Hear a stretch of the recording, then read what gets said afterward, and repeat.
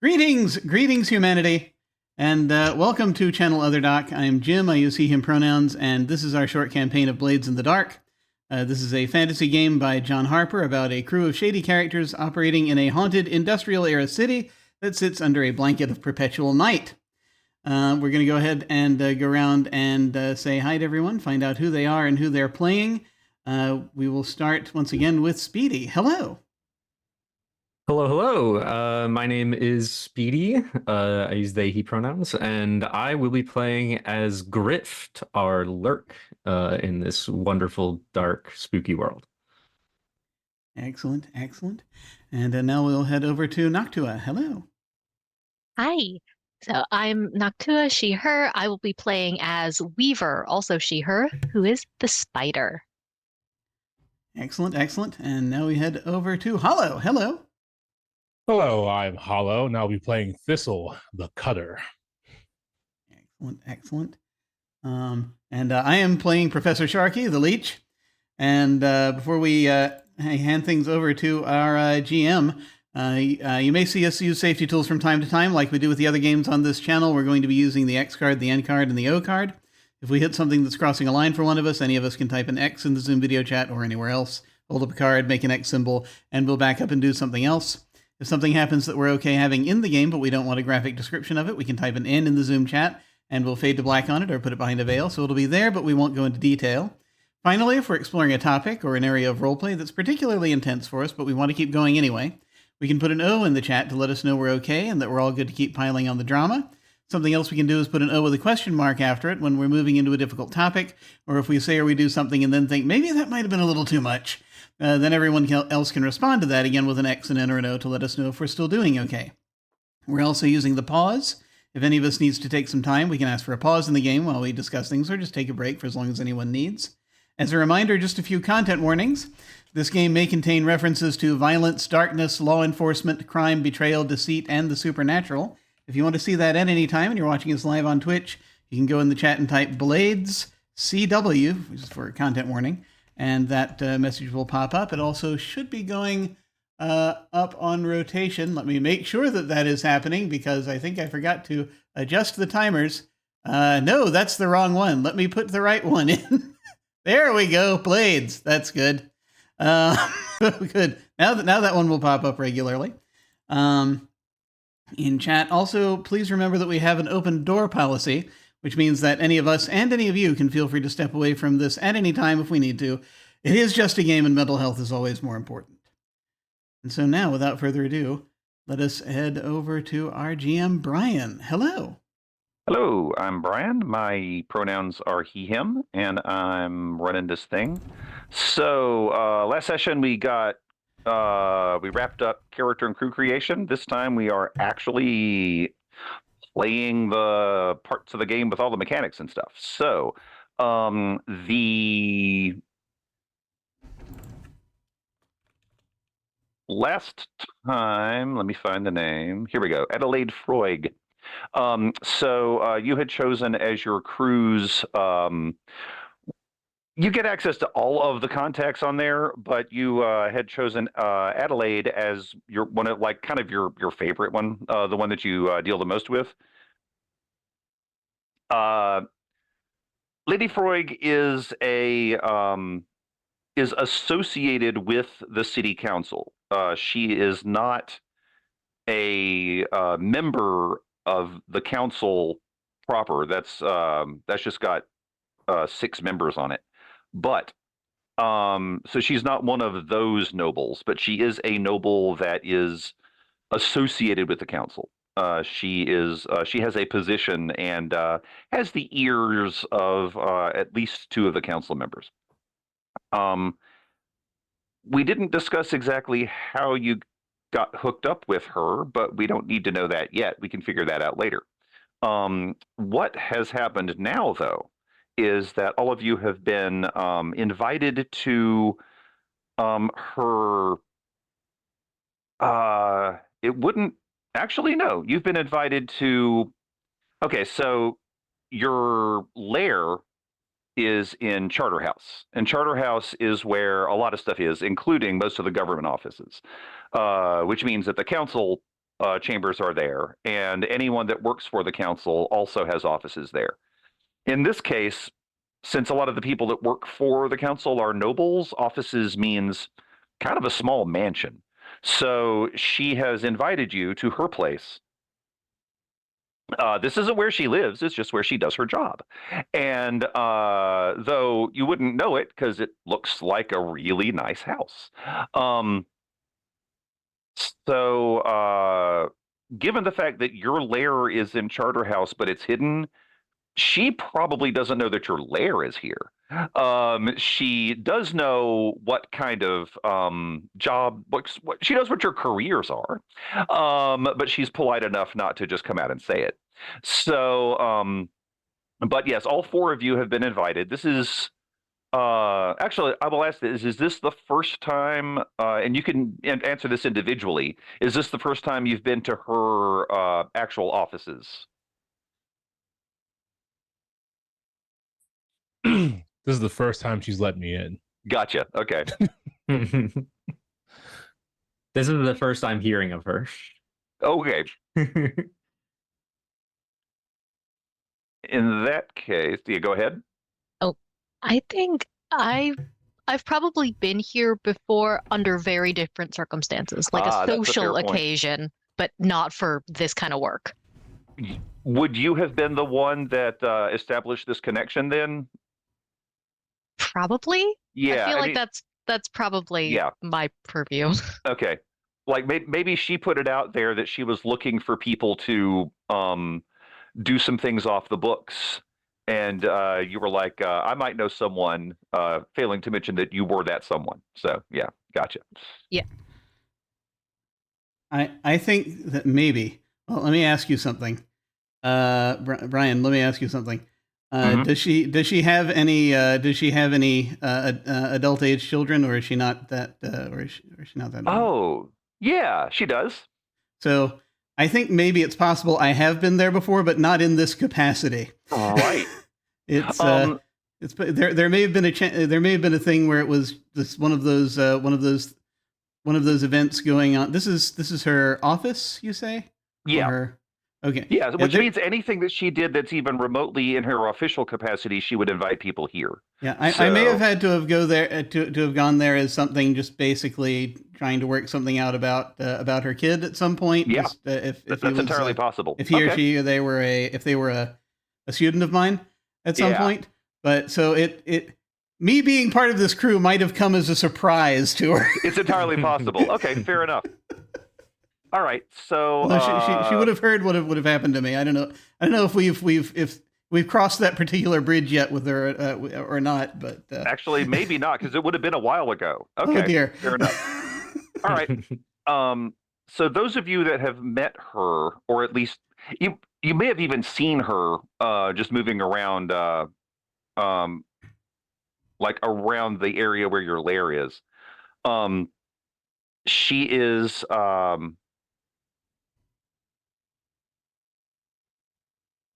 not very tall, actually relatively slight.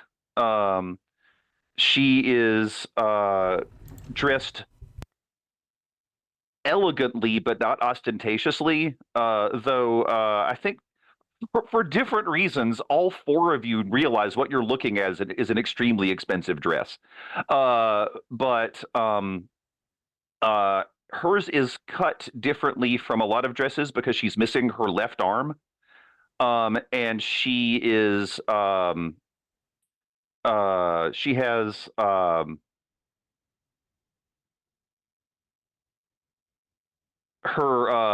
she has like black hair, sort of a dusky complexion. If I were to put a real world analog to it, I would say she looks South Asian. But yeah, otherwise, like she's maybe like 5'5", looks like a strong wind would blow her out the window. She you were not kept waiting long. You were shown in by one of her servants, and ushered into a sitting room where the servant told you that the refreshments were up for grabs, and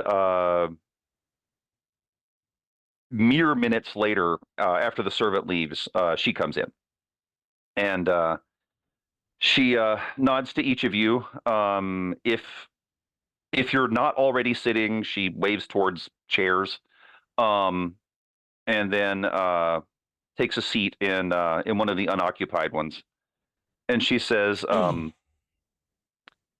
"Thank you for taking the time out of your busy schedules to see me. I do need to inform you of some things, and time is of the essence.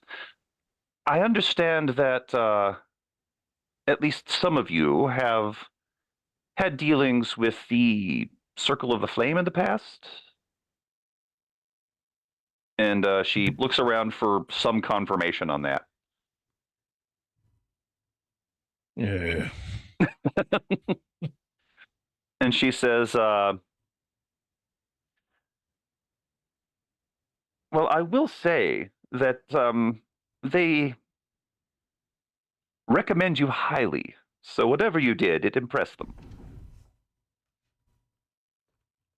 Raises his eyebrows, looks over to the professor because he was really the one who drew that.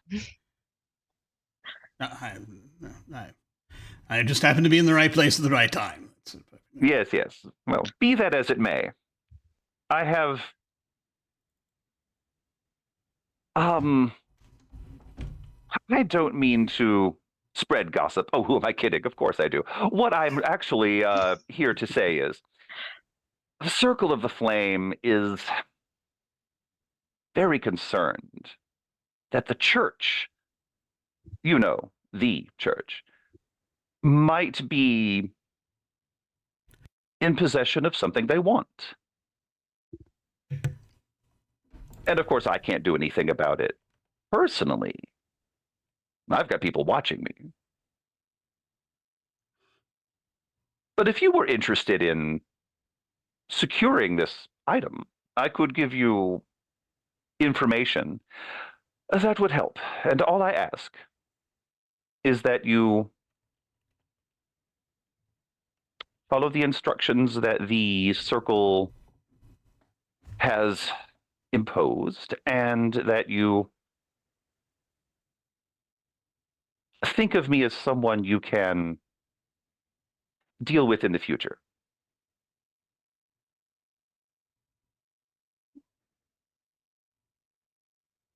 Now, I also know that the church is, shall we say, not tolerant of certain philosophies.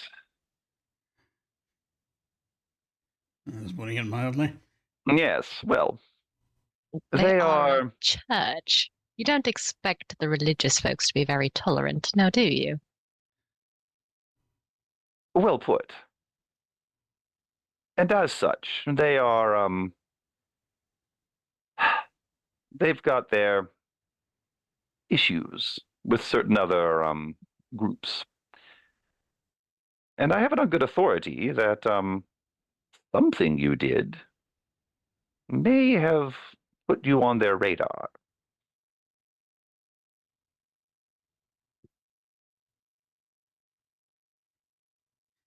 I lean over to like Weaver and whisper in her ear, like, are we supposed to know what she's talking about right now? You're supposed to. I'll tell you later. And she says, well, it's been my experience that being noticed by the church, whether positively or negatively, is often a problem. Yeah. But that's neither here nor there. If you're interested I can give you a bit more information. Unfortunately, the only information I have is what the Circle has told me, and they assure me that they've investigated it to the best of their ability. There may be a bit more, I believe the term is legwork, once I've given you the nuts and bolts.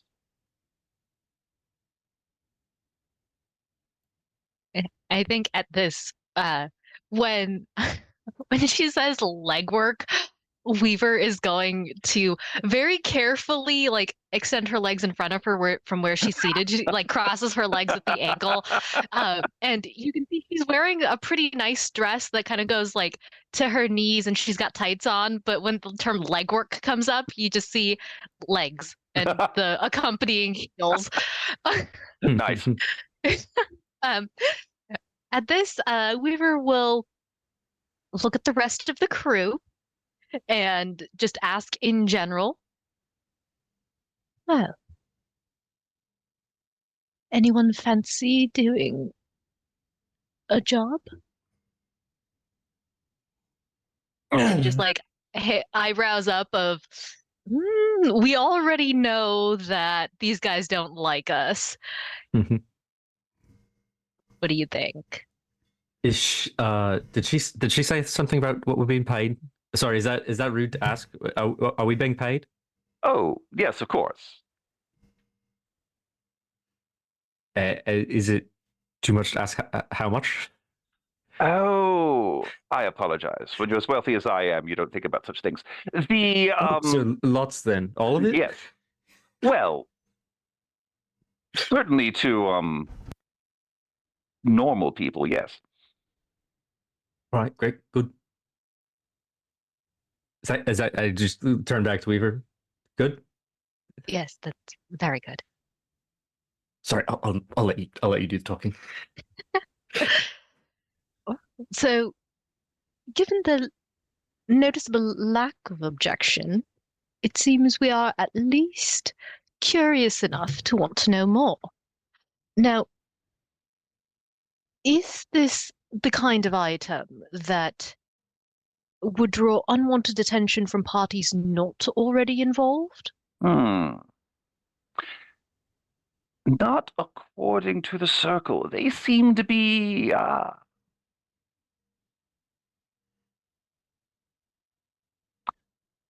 what they told me is, for the people who are interested in it, they are interested in it to a somewhat fatal extent. But the rest of the people wouldn't be. I can reveal that the item is a book, a rather large book from what I've been told, and quite old. Oh, yes. So, so most people might simply see it as a collection of parchment and etc. But others, and she looks rather pointedly at the professor, might find significantly more in it. I will tell you, I'm not being coy. I have not been told exactly what is in it. I do know, and I will go ahead and reveal the name because I believe I have. I can trust you that far.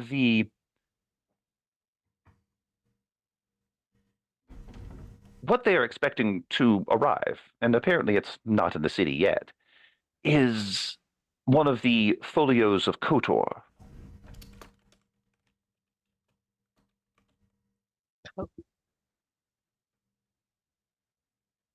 And let's see. Actually, Professor, I think you would recognize that. You might not recognize it in the folio form, as it were. Sorry, Kotar. I messed up. Knights of the Old Republic? Yeah. Yeah. That's what I did. I'm sorry.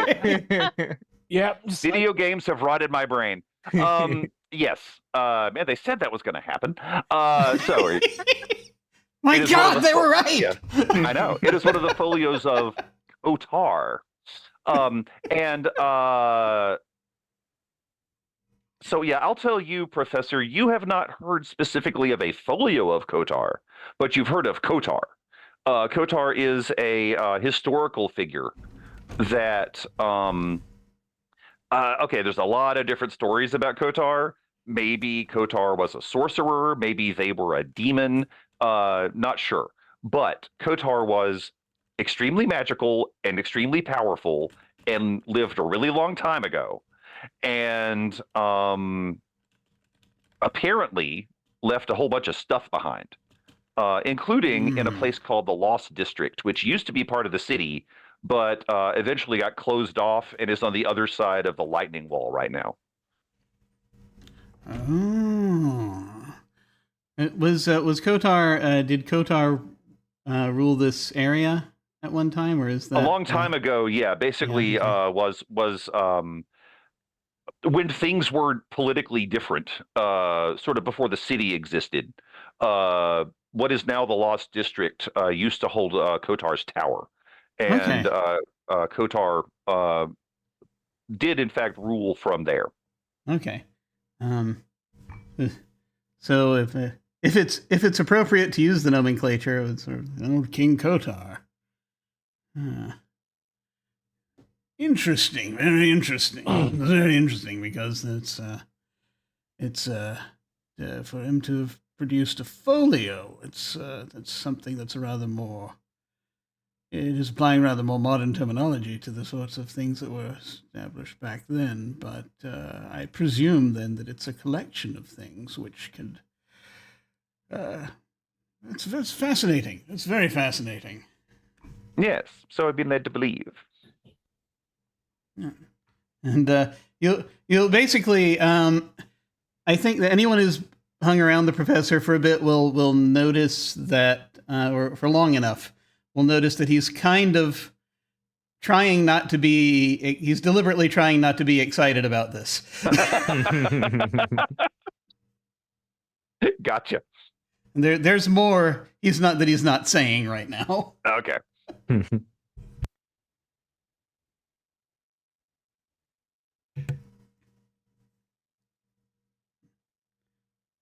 So you said item of great value, probably. you said this item was not yet in the city. Do you know when it is due to arrive? In the next 2 or 3 days, I'm told. It will be arriving by train, and I understand that you're familiar with the rail yards. And from that point, the Circle has done a bit of investigation because they'd like to help you as much as possible.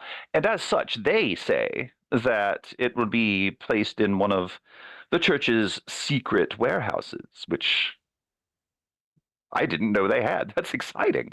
But having said that, they have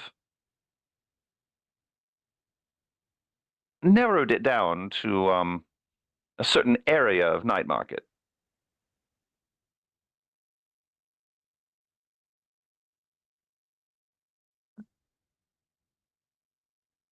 Right. This is So the it's legwork just I was to referring to. get in, get the book, get out. Yes, and Simple then as. yes, and then well, once that's finished, my direct involvement is over, but only for this encounter, I should hope. But you will be guided to meet a representative of the Circle for delivery, and they will handle payment and fawning gratitude, whatever it is they do.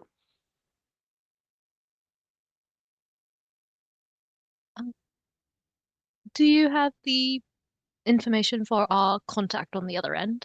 Just to be sure that we're not being too oblique. She actually hands it to you as a folded piece of paper on a silver tray. Oh, that's cool. Yeah, so Weaver like takes it, opens it up, kind of like holds it as if it's a poker hand, so like nobody else can see it, and like reads it, nods, looks around, kind of nods, like, okay, this looks legit, and puts it in her pocket. Okay.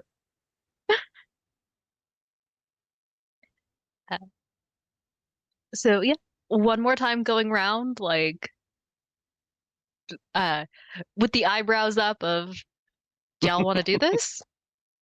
Seems pretty straightforward. We've got some investigating to do. Sounds like good money. I suppose I could be bothered.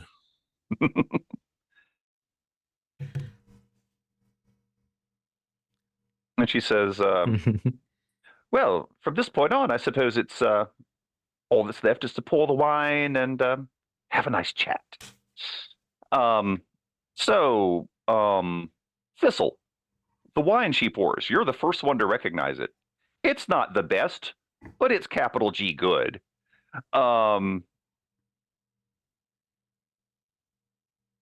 It's because I get the sense that Thistle knows his wine. Oh, yeah. And I'd say this particular vintage is not one that you have had before, but it is one that you know to be highly regarded. I'll say that. And she pours the glasses herself. The servants have not returned. And again, there are hors d'oeuvres and finger sandwiches and whatever else you might imagine. It's effectively a high tea, and she's serving wine. So, but you can also, if you have any questions, whether you want to ask in character or not, if you have any further questions that she might be able to answer, yeah, this is literally just the point at which she is filling in anything else you might have for her. I think Weaver is going to ask yet again for her to confirm the details. Okay, just like, when should we be expecting it? We know it's going to be on the train. We know that it's probably going to be, in this part of this train. When Right. is it going to be moved? Who's doing the moving? Just like all the logistics information. Okay. Yeah, here's what she has so far. She can tell you which train it will be on, but not exactly when the train will arrive. So you've got it's got like a number designation that you're looking at the right engine. Okay. The reason she doesn't know is she doesn't know because the circle doesn't know. But she can also, as she mentioned, she knows that it will not be you've got at least 2 days before it's going to be here. So like if this is day 1, tomorrow is day 2, it's not arriving before day 3. So it's not going to show up before day after tomorrow. It may even be later than that. She also knows that the church does receive regular shipments from from all over, really, because the church isn't restricted to Duskfall. It's if not global, at least heavily regional. So they so she does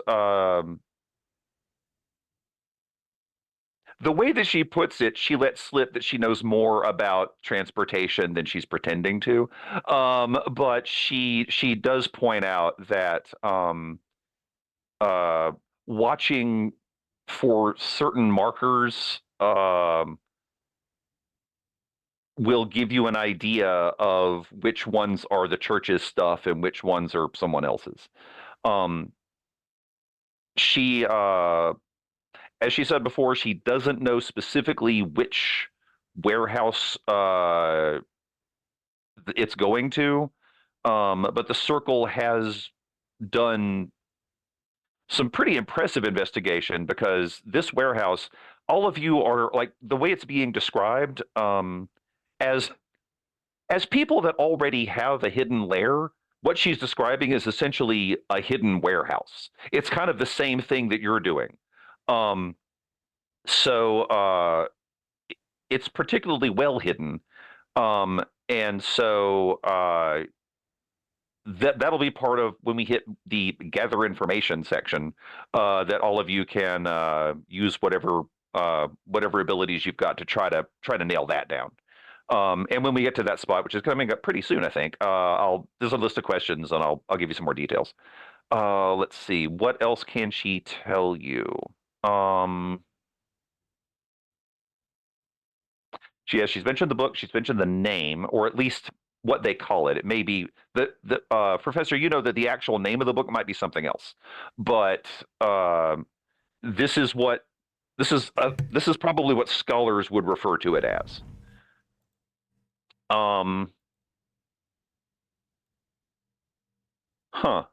Jury's out on what language it's written in. It could be one of a dozen, but I think it's safe to say you probably read at least a couple of them. So we'll find out. What other details are you looking for that she might be able to answer? No, that was mostly it. Was Okay. like logistics and when things would arrive and All right. like where. Yeah. Cool. All right. Well, in that case, unless anyone has anything else specifically to do, you drink some rather nice wine and have some extremely delicious but dainty hors d'oeuvres. Yes, Professor. Do we know how they're... She may not know this.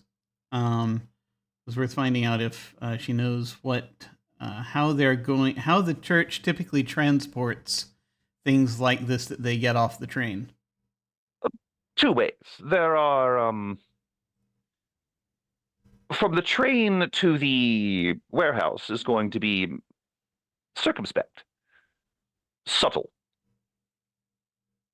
not obvious in any way. But once it leaves Night Market and moves towards the Grand Cathedral, which I feel that something of this importance is probably heading there, then they make a show of it. You've seen them, yes? The caravans with the regalia and the people chanting and praying and droning on, all of that. Yes, that's what's going to happen once it leaves Night Market. So we probably want to get it before the Silver Goats do. Yes, I'd recommend it.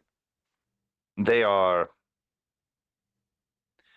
not afraid to make an example of heretics. Any idea how it's being protected? The usual guards, I should think, but given that this is the church we're talking about, it could... Personally, I'm not certain, and the Circle did not provide that information. Not if it's anything unusual. Though I wouldn't be surprised, given that this is apparently something a lot of people want. Well, no. A few people want it, but they want it very badly. Do we have an idea of who a person who's going to be carrying this book around, or? No, they're a rather large organization, and they don't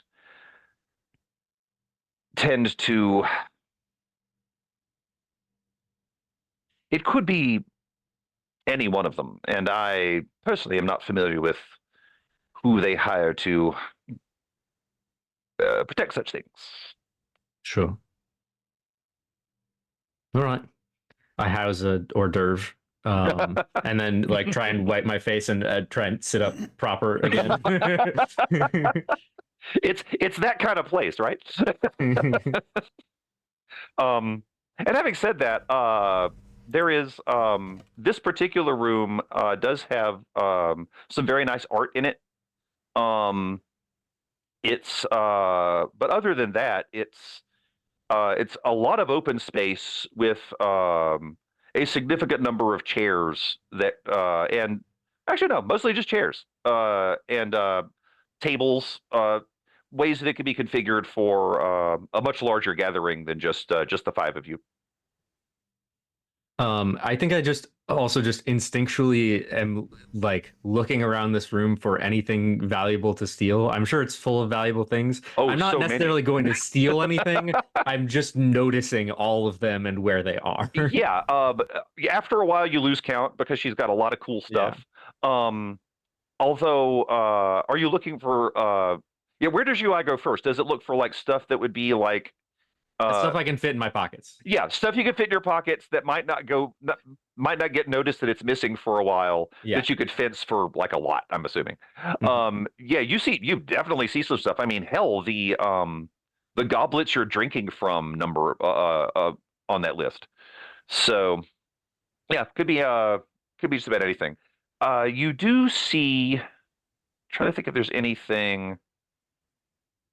I'd say the other thing I would do is I think I would make some sort of overt comment about like this is a really nice place. You got a lot of nice stuff here. I have to wonder how you keep it all safe. And I just like follow her eyes to see like what she is most concerned about losing, or like if there were a hidden safe somewhere, or like keys. Yeah. I'm looking for what she's looking at.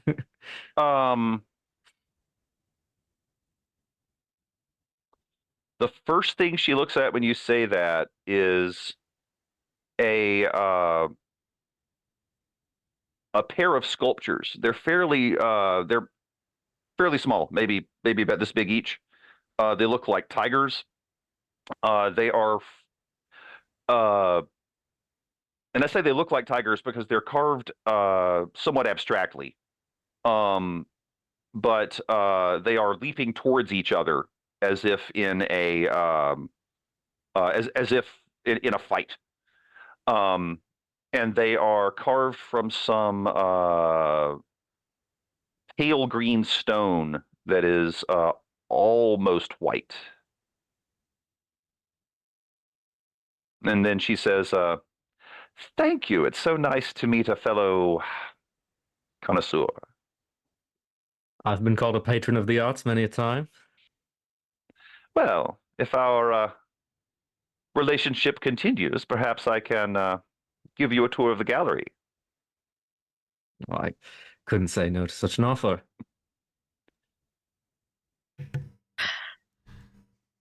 I feel like I'm just watching this exchange with like a don't screw this up, don't screw this up. There's just a very internal eye roll at all of this, like just, ugh. Don't bite the hand that feeds, don't shit where you eat. Like, come on, don't make that mistake. You're better than this. It's just a backup plan if she screws us over. Hey. We're not doing anything now other than maybe stealing the saucer that my teacup was on. It has birds on it right along the edge. Do I remember? And there's an easy chance I might not remember. But do I remember the name of her of her descendant who I taught? It was a niece actually, and her name is Tessa. Okay. Please write that down because I didn't. I shall. I shall. Thank you. And so I am going to just briefly ask, just as we're sort of because by now surely she's recognized me. Oh, yeah. So I'm just basically like, if it's one of those things where I don't know if we're moving around the room at all. You could, yeah. But, You're not restricted, yeah. This is the thing. I will kind of sidle up a little bit and just sort of, I'm going to ask. This is very kind of you. How's your niece getting along, young Tessa? Oh, how She's kind a very of you good to ask. student. Oh, she continues to speak highly of you. She has secured a position with the university. Oh, really? Well, that's something. I knew she had in it. She was always good at helping her fellow students out when it came to it. Just we needed to unlock that. And then when it happened, it was wonderful. It was absolutely yes. wonderful seeing it happen. Excellent that's memory good. on that girl. Sharp as a tack, that one. Sharp as a tack, that one. Good. I'm so glad. I'm so glad. Shall I tell her you asked about her? Certainly, if it's yes, certainly. That, She'll be delighted. yeah. Yes. And the last year project I thought was definitely going places. I don't know if she's done any more work on that, but it's Alas, political issues kept that one from being completed. But that's always the way of it. yes, but she found a different approach.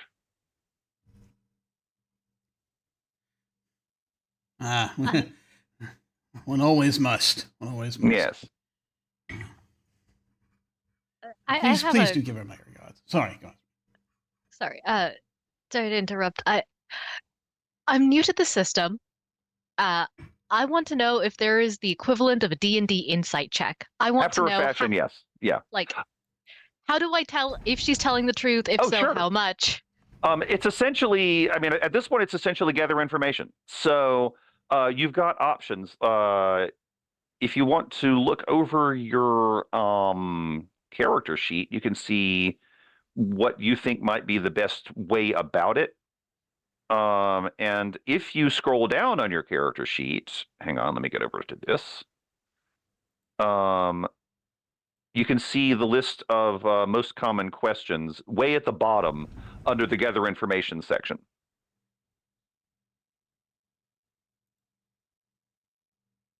Okay. Oh, okay. And then as far as the way you go about it, insight is usually the best option for what you're trying to do, like anything under insight. Mm-hmm. However, it's not the only way. You can make an argument for many different resolve also, command and consort. I mean, you probably don't want a commander, but consort definitely is an option. Sway, even if you were trying to be a little sneakier about it. Okay.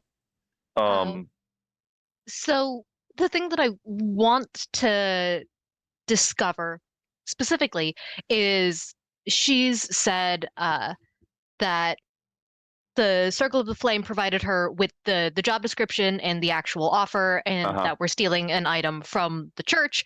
And I want to determine how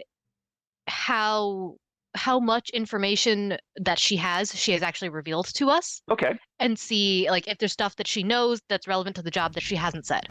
Okay. What I would recommend then is figure out which of your attributes you want to use.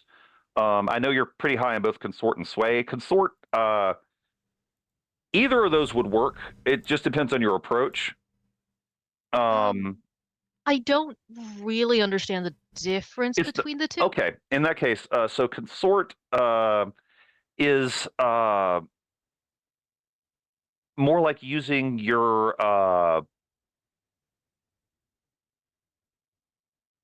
consort is more of a direct social thing, sort of using the things the two of you have in common to get an idea of what she might be, or even the differences. Using what you know about her type of person is kind of how that would work. Sway would be asking leading questions to see if you can more directly get her to reveal what she might be holding back without realizing she's doing it, if you see what I mean. Okay. I think I want to try and sway her. Okay. Yeah, just if there's anything that she knows about this whole situation that could be important for us to know that she hasn't said.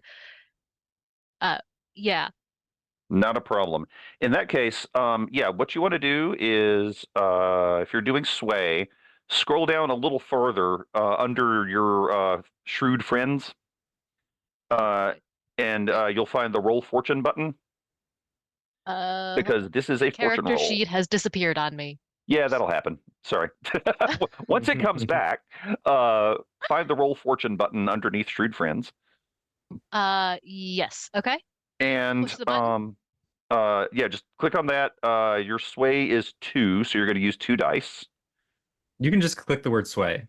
Oh, you can Oh. also click the word sway. I forgot. It doesn't. Yeah, never mind. Thank you for doing that. Yeah, you can also click sway. Think that's easier. It'll fill in the 2 dice for you. Input value: position, risky, control, desperate, fortune. Fortune. Yeah, let me think. Actually, it's a fortune roll, so just hit fortune in this case. Okay. Because there's not a real risk. It's not like you're going to make some sort of social blunder and have her hate you. So in this case, yeah, just a fortune roll. And then is it going to ask for bonus dice next? I think. After you hit submit. I hit submit. It disappeared. I don't know what's happening now. In that case, it's probably over on the chat. It should be. Why didn't it? Oh, don't tell me it messed up. It was. If you hit submit, it should have just gone. Don't tell me roll 20s. Oh, there it is. No, that's Okay. mine. That was me testing it. Okay. wait, Try it so- again. Griff rolled. Okay, hold on. Try this again. Yeah. You have to choose your position, and you do have to choose your position and then your effect and then the bonus dice. So it's probably looking for another input value from you. Input value: effect, standard, limited, great, extreme, 0. Standard. Standard. Bonus dice. Okay. I And didn't realize rolling dice was so hard. Yeah. You got a 5. 5 is good. Okay. So, so really, and what that means in this case, normally a 5 would be some sort of success, but with a problem. In this case, it just means you don't learn everything you want to learn, but you're real close. All right, so let me hit this real quick. I think you might have rolled a couple extra dice there. But... Yeah, we're gonna. Yeah, we'll call it. We'll call it a 5 and a 4. But yeah, let's. Or actually, no. Let's just call it the first 2 dice because it doesn't matter. A 5 is in there. So the way the system works, by the way, is you roll a number of dice and then you take the highest one. So in this case, what you rolled was a 5. Oh, okay. Sorry, I realized what I did wrong. I'm sorry. Yeah. I'm learning. That's fine. You may have added a couple of bonus dice, but again, it really doesn't matter. So what you've got is, you skillfully guide the conversation towards getting her to talk about things in more detail. And 2 things, actually 3 things jump out at you. First off, you believe that she's giving you what she knows. You also get the sense that she really does not like the church, and has a definite affinity for the Circle of the Flame. And then you can tell by the way she's talking, she's sort of doing the same thing you are in an attempt to see how much she can trust you. Not you as a crew, but you, Weaver. So you're not sure what conclusion she's come up with, because you also recognize that her smile doesn't really change. Okay. I'm just like looking back and forth between them as they stare deeply into each other's eyes, like trying to gauge each other as I'm like downing another finger sandwich. Yeah, kind of reminds one of those tigers. But yeah, you are convinced that that she's not holding anything back as far as what she's learned from the circle. Nice. All right. I think after a moment of like tension as the 2 of them just like stare daggers at each other, Weaver will smile like very genuinely Mhm. and extend a hand to shake Adelaide's, and will say, "Oh, I think this could be profitable for the both of us. Thank you so much." She returns. Actually, she returns your handshake, not in a particularly genteel way. It's in a more, in a very business-like manner. She returns your handshake. Ooh, nice. Yes.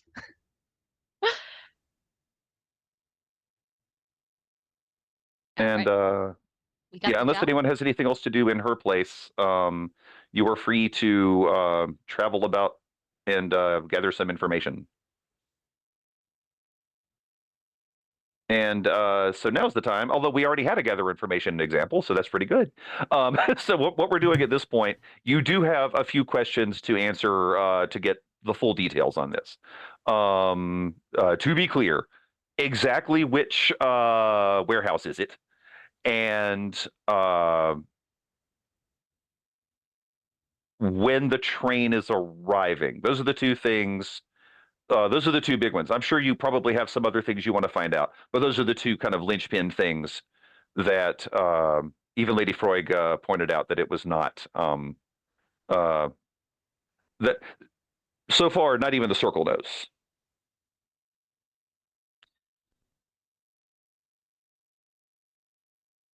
So I would probably, to try and find out where the warehouse is, um, I would probably like ask around with some people who I know from the streets, like my shady friend Telda, Oh yeah, a beggar. is Telda and Um, Telda's a night market, right? yeah. Okay. And I would be asking for like information about like anyone that she recognizes as members of the church. Oh wow, good idea. Um, Okay. and so I can try and get a beat on like someone who works there and then just like tail them Okay. and see if they go to a warehouse and night market. All right. In that case, you don't need to roll for that because Tilda just tells you. Okay. There's no. I mean, she's like, yeah, it's that guy, and I see him doing weird church stuff all the time. Sure. So yeah, no problem there. The gather information part of it is going to be getting information from the person you're following. Okay. So, however, I am going to give. Well, actually, you get a bonus die because this is a night market, and a night market is where your turf is. So first off, any job you do in a place that your turf is, so again, in your case, night market, you get a bonus die for that. And how are you going about trying to get information from the So person? Yeah. as much as I would like to say this is a survey roll, it's probably a hunt to tail someone. Okay. Well, yeah, hunt does make sense. I would also entertain an argument for prowl. That's true. No, just because I don't like, I'm definitely being sneaky about it, but I think the main thing is that I need to see where they're going, not that I need to be completely unseen. Okay. Well, on the plus side, I mean, it is a fortune roll, and you do at least get a plus on it, which means you're not rolling two dice and taking the lowest one. So that's nice. Sure.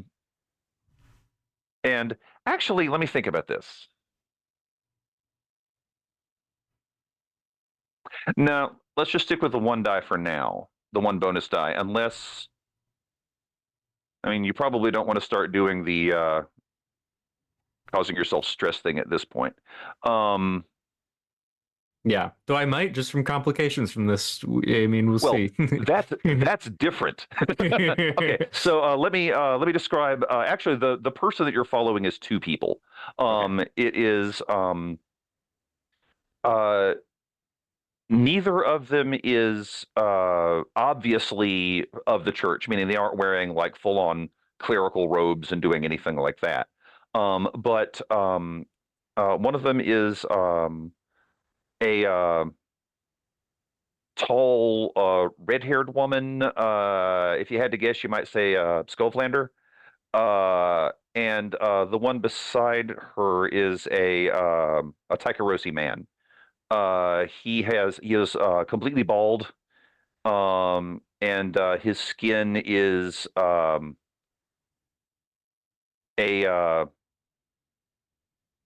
pale gold. But both of them do have small symbols of the church as brooches on their clothes.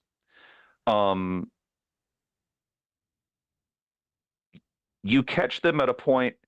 You observe them long enough that you catch them at a point where they apparently have been given a task to do, and they start moving with purpose through the streets.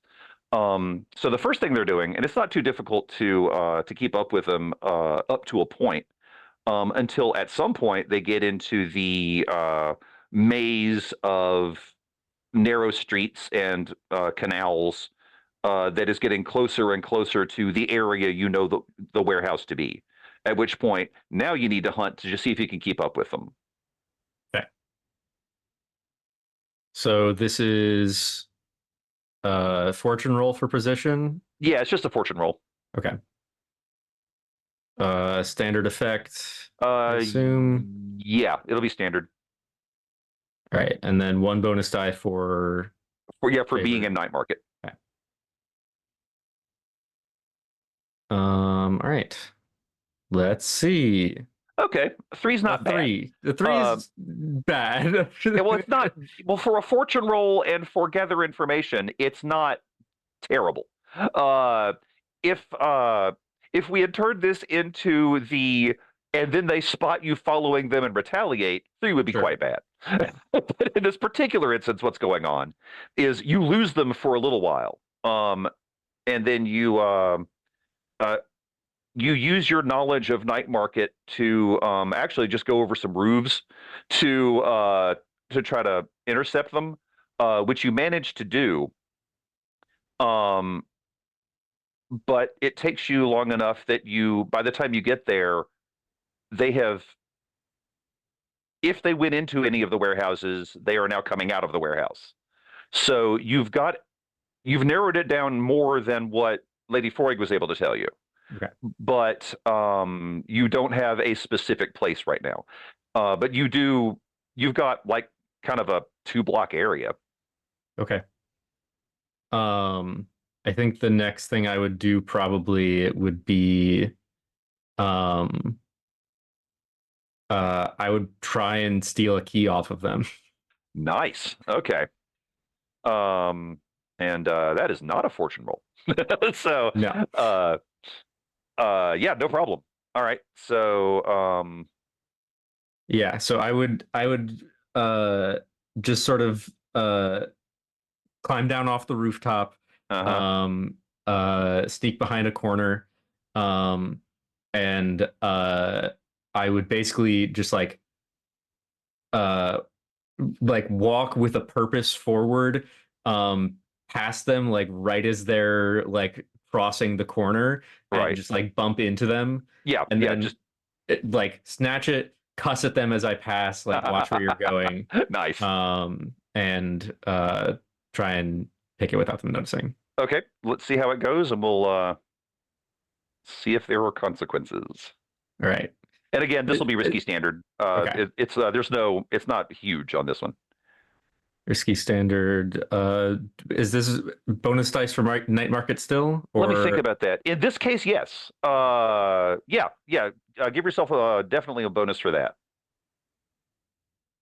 Oh hell, you got a 6. Never mind. Okay, so in that case, but it was the bonus die that gave it to you. This is why operating in your own turf is a great idea. So you have the key. You stole it from the tall one.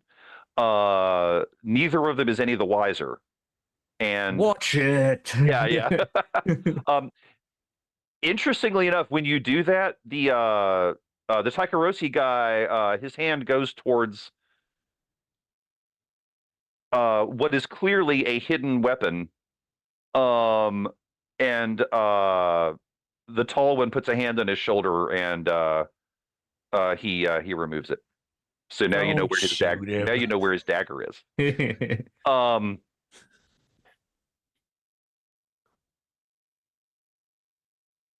Great. I walk away. I barely look behind me as I cuss behind me and give them the finger as they continue walking. Excellent. Okay. Anyone else want to do some gathering of the information? Let's see here.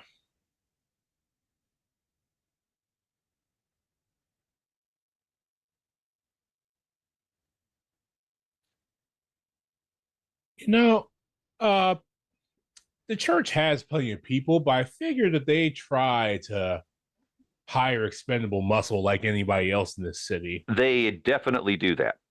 You may have been one of those at some point. And I'm going to see and if not, you know people who were. I'm going to see if they've been hiring out recently. They have. They definitely have.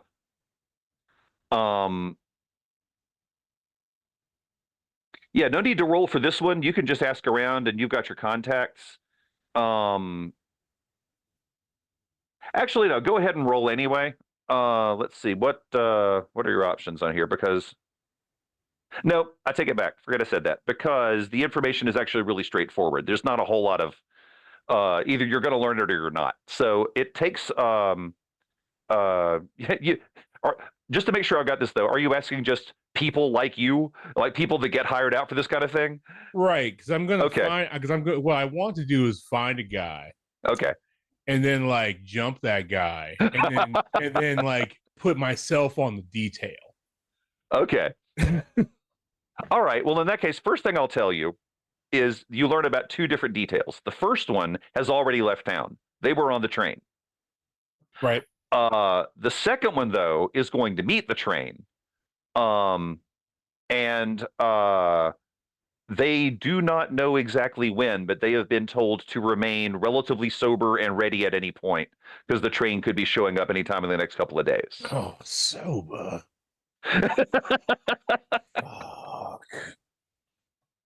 Fuck me. Okay, I can do this. I can be sober.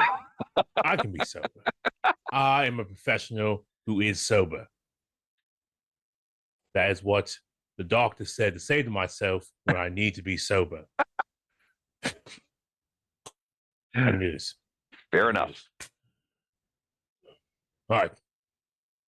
Yeah, so I guess I would prowl around that guy while he is trying to be sober and try to just give him a whack on the head. Maybe I'm that guy. Maybe I wear his jaunty little cap. Yeah. And I stand around for a couple of days. Maybe you are. Yeah, I mean that's just the prowling was easy. Do you want to call that a skirmish roll? Just to sure punch him and take his stuff. All right. So again, interestingly enough, because this is still technically gather information, yeah, you get a +1, you get a bonus die on this because you're doing it on your turf. All right. So how do I add a die? Do I just it'll show you it'll give you a did you already click on skirmish? I'm about to click on skirmish. Okay, click skirmish. This is again going to be risky standard. And the consequence is like if you get a really bad roll, he just fights back and you and you get hurt. I mean, that's literally what's going to happen here. Oh, yeah. And you don't get to be that guy. So he was too much of that guy for you is what's going to happen. So yeah, click on skirmish. It should give you the you want to choose risky standard or risky and then standard. Risky standard. Okay. And then choose one bonus die. One bonus die. All right. All right, so you got a 5, which means you definitely did the thing. The consequence is honestly that you get a little hurt. He fought back more than you expected. You didn't get the jump on him like you thought. So you are going to start this with let's see, where is it? With a little bit of harm.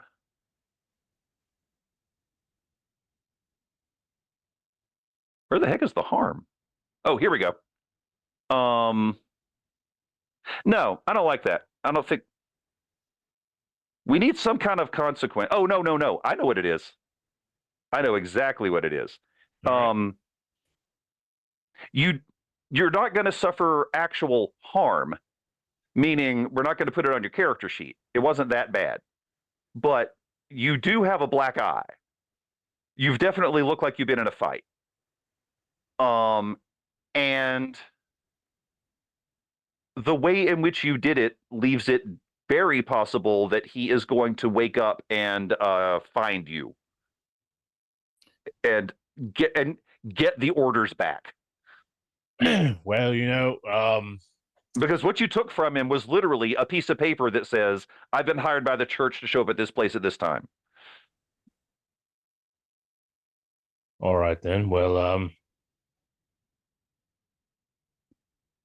poor bastard can't do anything if he's sauced.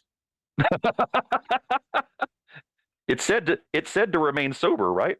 Yeah, just I'll weep a bit for the waste. You lucky bastard! I hate you. It's not a waste if it's cheap beer. Yeah, but I can't imagine Thistle's walking around with anything cheap. Look, just because the great brewer Pabst won an award one time 50 years ago doesn't mean I'm going to drink his swill, all right? Right. Fair enough. Okay. All right, so now you've got but yeah, now you're on the detail. All right, I'm on the detail, just cap low and I actually have a cap. Hello's got props. Nice. I like it. And so for the record, what this means is that there is a place, there's a certain pub that you're supposed to check in at a certain time every day. And up on the just literally up on the bulletin board over on one side of it is going to be a card written in a certain script with a certain code on it that your piece of paper tells you about, and anything under that code is the place and time you're supposed to meet.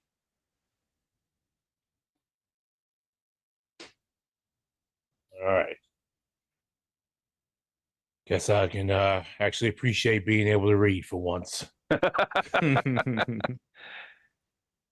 in handy sometimes. All right, anyone else want to do anything? I had a RP bit that's not a gather information. That's okay. I think Weaver's gonna ask the professor, because Weaver doesn't know about KOTOR. It was all Greek to her, or insert foreign language here. So right. She's going to ask the professor, so this KOTOR, who was he exactly? KOTOR. Yes, it was one sort of king around here. It was before the city was really as established in the way it is at this point. It was actually more of a city-state, very small. I don't know if it was even really considered that. It was a tower. He had a tower. It would be outside of where the walls are today. This was hundreds of years ago. But is he a wizard to live atop a tower? As the text said. Apparently, that's what he wanted. The impression they wanted to convey. The sources, from what I recall, I think they said that he was he could have been a wizard, could have been a demon, could have been a sorcerer of some kind. A number of different possibilities. But he left apparently quite a lot of things behind out in what is now called the Lost District. And so things are sometimes recovered from there and brought back. The interesting thing to me is actually about the idea of a folio, which implies to me that it might be later work where someone actually collated information about him, which would be fantastic, because what we have is all rather scattershot, from what I understand.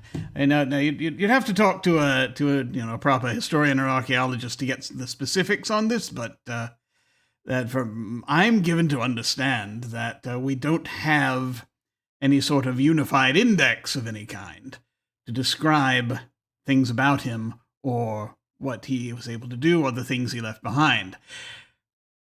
If that is what this is, then that is going to be very valuable indeed. Oh, and that puts a whole new spin on things.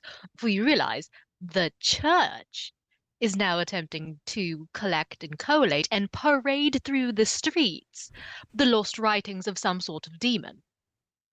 Oh, quite. It's the irony does not escape me. Oh, this is going to be delightful. Well, I certainly have learned a lot. Thank you, Professor. Well, the trouble is also, of course, they can use that then to decry the thing. That aspect of it. Say it's in proper hands. They need to protect it, keep it away from everyone, and so that likely will be the last time it'll be seen by anyone for some time. In the meanwhile, they might use whatever's inside to find other things. At least that's what I'm presuming about that. I can't say I'm at all religious, but from what I've heard of the church, any power they can amass, they will. They're not going to let something as important as this simply sit in a vault. That would be far too responsible of them. No, if this item still has any power, they will use it. And you say there's more. Well. Oh, certainly. From what we're given to understand, yes. We can't have found. We've found only a small, what has to be a small percentage of what's actually out there. That, dear, is repeat business. It is if you enjoy going out to the Lost District. I should point that out. There is a reason they're using as much security to get it here as they are. It is true. I am curious who actually dug this up. Who went beyond the wall to find this? Might be possible to find out. That would be a person worth knowing. Well, we might be in a position to find out quite a few things, actually. Might I show you something? Yeah, Weaver's just like rapt attention. I'm going to pull out this. Going to wheel out this device that I presume I actually have the first device. Is that? Oh, you do. That be? Yeah. Okay. Good. Yeah, good. So, working on the name for this. I'm calling it the Devil's Ear. And so you see, it's this sort of it's the cylindrical is the wrong term for this, or maybe it is. Maybe it's this big sort of thick cylinder, with all kinds of sort of where there's that where there are all sort of little sort of metal attachments and things coming off of it, and little things like look like tuning forks, and then on one side he has this very large, like it looks like a bell from a Victrola, sort of a record. Yeah. And he pulls it out, sort of wheels it out, and he's like, "Now, I think I've just about finished the final adjustments on this. Now, this listens across. This is a listening device, and so this is one way if we just want to be able to hear things from in here. If we want to do it a bit more circumspectly, we can detach this, and I've got something else, and it holds up a thing that looks kind of like a stethoscope, basically. But this listens for a sound that's carried across the ghost field. Oh. So that we can hear things in other places. So, like say, for example, other side of a wall, Yeah, here, I'll show you. And he does this. He'll do a little demonstration where he'll turn this on, and there's this sort of sparks for a second, and then there's this sort of little sort of hum as it hums to life. This kind of green, kind of pulsing back and forth across the thing, and he sort of makes adjustments. He sort of looks at a few dials, and he's looking on it, and he's looking across to another room. One moment. And what he'll do is he will step out to the next room, and he'll start very whispering from a book of poetry of some kind that might be around. And if it works, you'll be able to hear it come out of the bell. If it works and if he's said it correctly. It does test. work. You hear his voice come through. Grift, are you around for this? I don't know. Am I? I mean, if you want to be. Would you be having this conversation in front of me? Yeah. I thought we were at the lair. Yeah. Like, yeah. So long as you didn't want this to be a private conversation, I don't want to be inserting myself into that. No, you're welcome. Well, whether you're in the room or not, if you're in the lair, the object vibrates in time with the professor's voice. So I would say that I am in the room. I've been just sort of listening in and like nodding along, but like letting them have their conversation. As this happens, my hand just like goes to the pocket where this object is stored, and I'm just sort of holding it close to my leg to try and like palm it down or something. Like I don't really know what I'm doing. Weaver is standing ways across this clasping casement hark. How by the desultory breeze caressed, like some coy maid, half yielding to her lover, it pours such sweet upbraiding as must needs tempt to repeat the wrong, and now in etc. Stuff like that. Yeah, it sounds tinny and very far away, but you can make out the words. Oh, that is delightful. Oh, this is such a curious contraption. This could be useful. Sort of come back. Yeah, you heard that all right? Yes. Excellent. You sounded like you were on the moon. Wait, does this planet have a moon? Oh, it does, and it's got 3 of them. Yeah, it's got a big scary moon. Sometimes it's 1, sometimes it's 3. It's one moon that you see like pale like reflections of around itself. Like so to answer your question, yeah. Okay, so you sounded like you were on the moon, but yes, I could hear you. Excellent. Lovely poem. Oh yes. This it's anonymous. It's one of the things sometimes students leave it for. And at any rate, and he says sort of absentmindedly, sort of shoving it in a pocket, and he's like, but the upshot of this is if we want to go around and try to find out more about how they're setting these things up, if we can find the right person to listen to at the right time, then we can use this. Yes. It's quite the advantage you have there. It's just a question of getting it in place. It is portable, and he lifts the cylinder up. It's not that heavy. After a fashion, yeah. Yes. At this point, Weaver kind of looks to Grift, just sitting in the corner, and just goes, "Are you all right?" No, yeah, fine. Neat contraption there. You eavesdrop on people a lot. This would be the first time. I am the first eavesdroppee. Oh. But Weaver just raises an eyebrow at Grift. Do you even have to ask? Suppose I don't quite know. I mean, if I heard you lost your teaching job, for all I know, it could be from peeping on the girls. Oh, goodness no. That's abominable. Of course. No, that's... There were those that did, and nothing touched them, sadly. But, this simply, I think, was more just sort of along the lines of as we're trying to, part of what we do is to gather intelligence. I thought this might come in handy for that. So Thistle, have you let your companions know that what you got? Yeah, Thistle will come back in with his brand new shiner.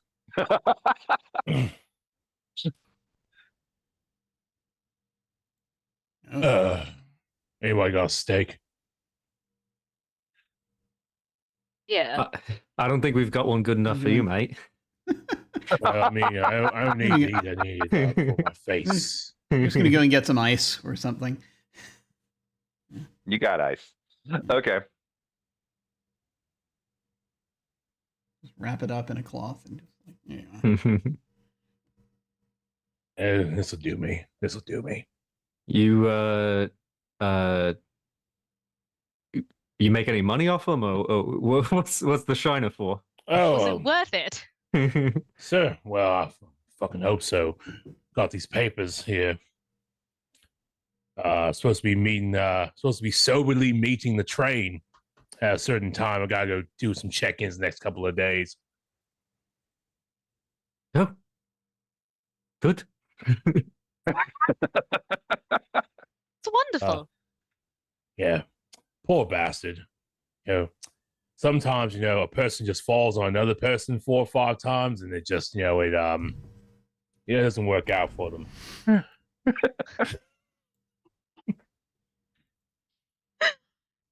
Some people are just unlucky. Yeah, I know exactly what you're talking about. Anyways, did I mention this? And I just swing the key around my finger. That's pretty good too. You don't even have a black eye for it. Yeah, I mean, it's easier. It hurts a lot less if you don't get noticed. Sure. He was sober. That was the problem. That was the problem. You're right, actually. Yeah, so are mine. 2 of them. Though I suppose I don't quite know. They seem to be walking upright. Does the church drink? They must, right? Not that stuck up. Nah, you've seen some of them definitely in bars. Some of the masses, one would think it compulsory. Yes. I thought drinking was required to be part of the church. Don't they have wine at every service? Is that a different religion? See, it's not about the drinking. It's about the act of hollowing yourself out to make yourself ready for being absolutely nothing on the inside, which is actually what drinking is supposed to do anyway. So I really don't. So fair enough. Yeah, got a point. Oh, okay. So you remove everything else and fill it up with wine, or the cheapest beer you can afford. The wine. I think I know a few people who are part of this religion. I went to church once to see if the wine was good. It wasn't. Yeah, the priests keep all the good stuff in the rectory.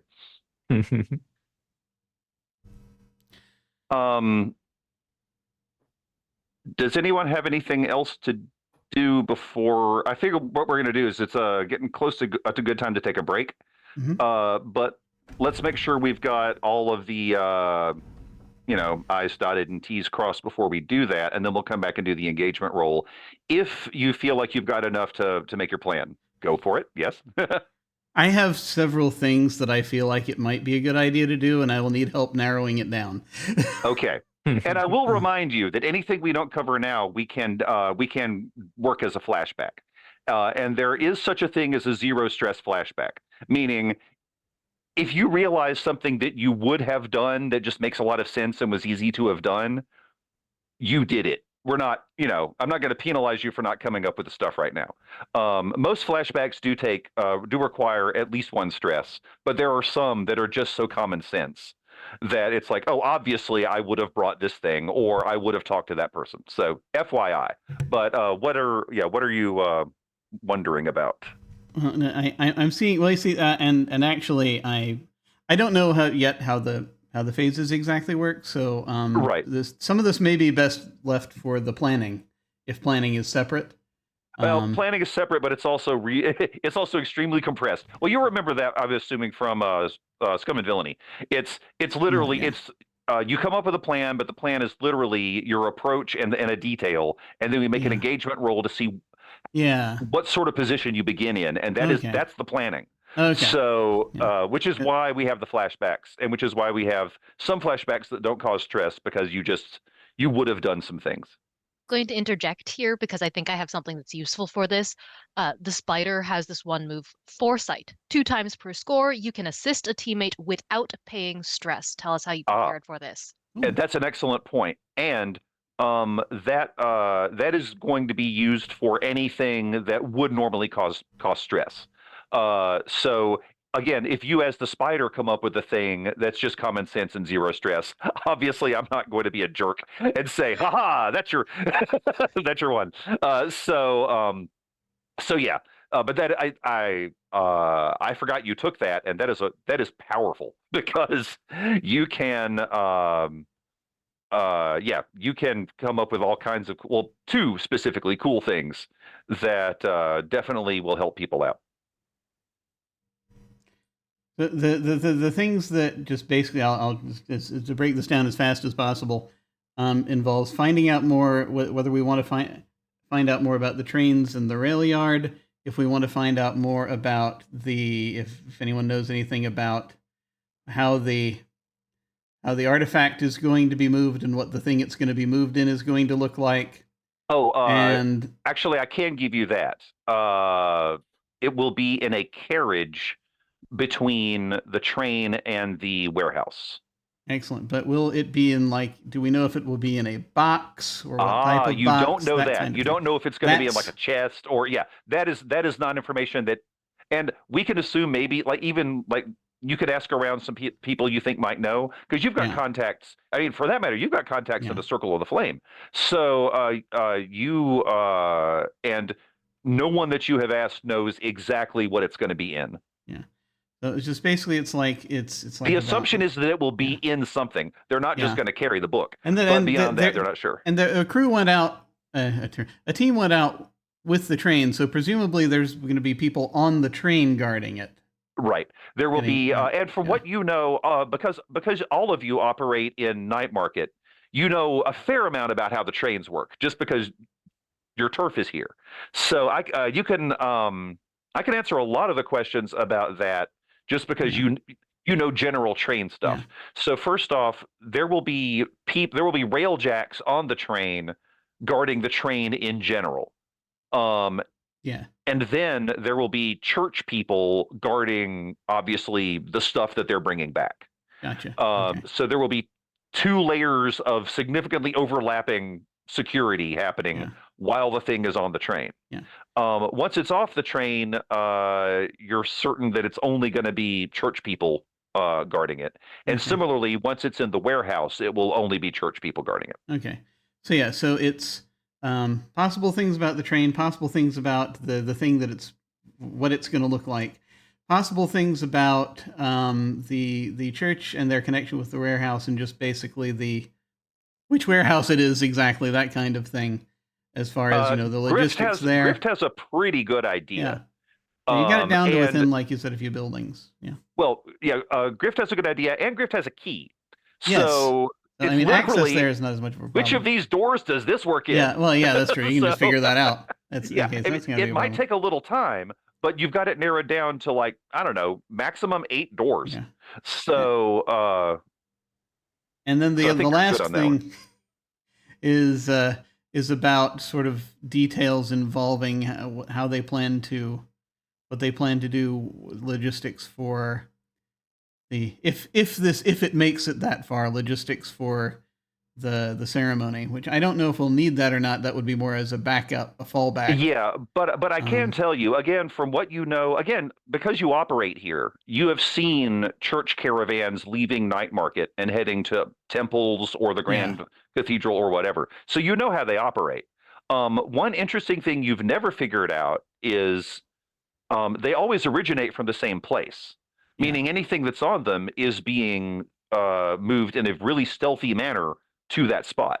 So that doesn't tell you where the warehouse is, but you always know they've got. They have a temple here in Night Market. So what they do is they start on the temple grounds, gathering everybody and bringing in all the stuff. Okay. But also, I mean, it's if it gets to that point, it's going to be a problem.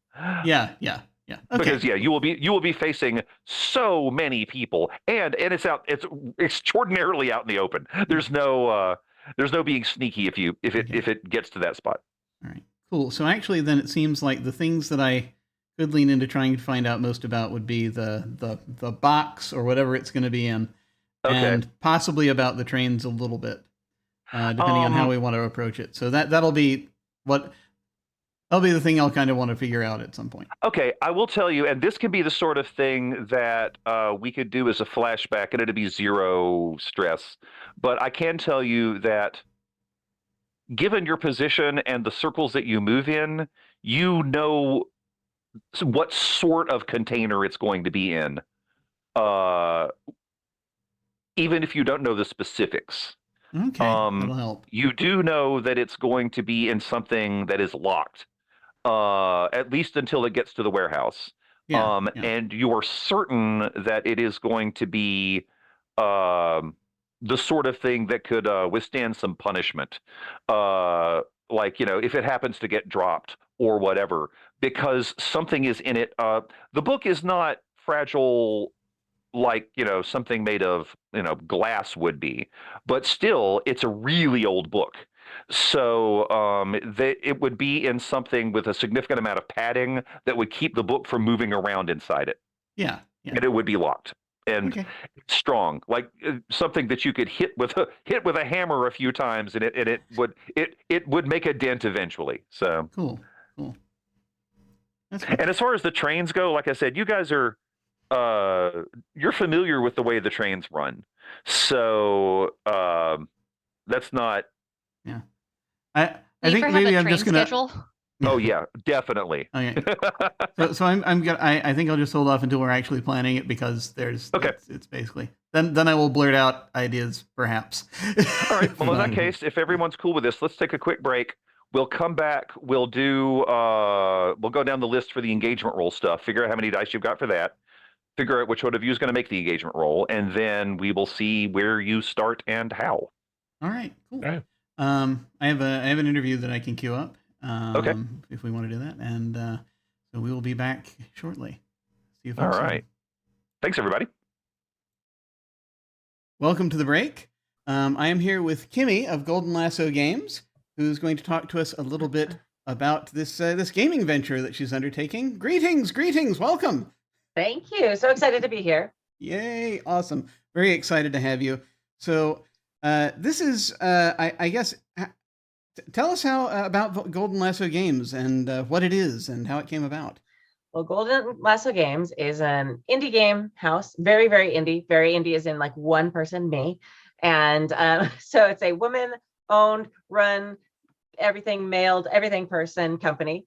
And basically it started because I started seeing some friends of mine who, after playing RPGs for a really long time, started designing their own. And I was like, okay, that's amazing. And I never really thought that would be me until I got this idea for a game that I wanted to make. And I feel like this is a story that many gamers are familiar with. So I realized that me and my friends, but when we were all starting campaigns, would all do this mishmash of all these different games to kind of do a session zero where the players got to help create the world with us. So we'd grab pieces of like Microscope and like PBTA character connection questions, even if we weren't playing a PBTA game, and we'd use like the Quiet Year to like create our setting. So all these games. So, and that's what I was doing. I was pulling all these things from all these different places and kind of pushing them together. And I was sitting there one day and I was like, why don't I make a game that just does all this?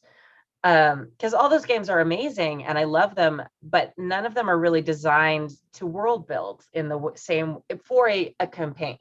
So all of them are tools for their own games. And I was like, someone needs to design a game that does all these things, but is system agnostic and setting agnostic. So you could use it for any system like D&D, PBTA, whatever you want, and for any kind of like sci-fi or fantasy or anything like that. So I started thinking about it. And at first I was thinking about maybe using like regular cards. And then eventually I was like, tarot cards, of course, tarot cards. Like, it's like kind of like reading the future of your campaign. I'm not someone who like necessarily believes in the mysticism of tarot, but a lot of people do. And I do believe that there's a lot of insight there. As you are like looking at the cards, it makes you really kind of tap into like thoughts and things you may not have been aware of. So I love that. So I created a game called Decima, which is lots of different prompts. It creates your location for your campaign, including NPCs and buildings. It creates connections between the characters. So players come to the table and the GM runs it for them, but they come to the table with characters already mostly made. And then they suddenly will get a whole bunch of drama and backstory between them. So there's no more meeting in a tavern. And then the last thing it does, like group dynamics. So like, okay, our party's been together for a while. What's our reputation? Do people like us? Who's an enemy of our group? Who are our rivals? So it sets up all this amazing stuff for the GM to then, like, the campaign basically writes itself from there. It's such a great, fantastic thing. So it's all based on tarot cards. And yeah, we started with, I did a Kickstarter in February of 2020. That was great planning, right? For a card game that needed to be produced in another country. Well, I thought it was until, 4 weeks later. But anyway, that's a whole nother story. But it went really, really well. We raised like almost $60,000, and that was kind of the launch of Golden Lasso Games. So it was really fun. Excellent. There's several things to talk about here, actually. Yeah. So much. One of which is that I will say that as folks who have watched this channel probably already know, I am a big fan of doing that whole thing at the beginning during a session 0 where you brainstorm with the players about stuff that's going to be happening in the campaign, because it gives them so much buy-in on it. I think it makes for much more interesting games, both for the GM and for the people, other people playing at the table. Absolutely. And so it's very cool. I think it's really awesome that you put out this game that sort of encapsulates your process for it. I happen to have a copy of it here. Ooh, how pretty! Gorgeous. It's gorgeous, though. It is. I'm very proud of it. Who did you get for the art for this? Do you? My friend Samantha Terry. She's an incredible artist, and she also plays games on Happy Jack's RPG. We're really good friends. We met each other cosplaying and have been friends and cosplaying together for, oh my gosh, forever, like 9 years now. And she's just a fantastic artist. She's done work for Blizzard and, Warner Brothers. Like, she's a professional designer in real life and does art and a lot of textile design. So if you bought, Star Trek leggings, you probably bought her stuff. I mean, you just look at these things. These are freaking gorgeous. And you see, and one of the neat things about the connection with the tarot cards is there's prompts on both sides of the card.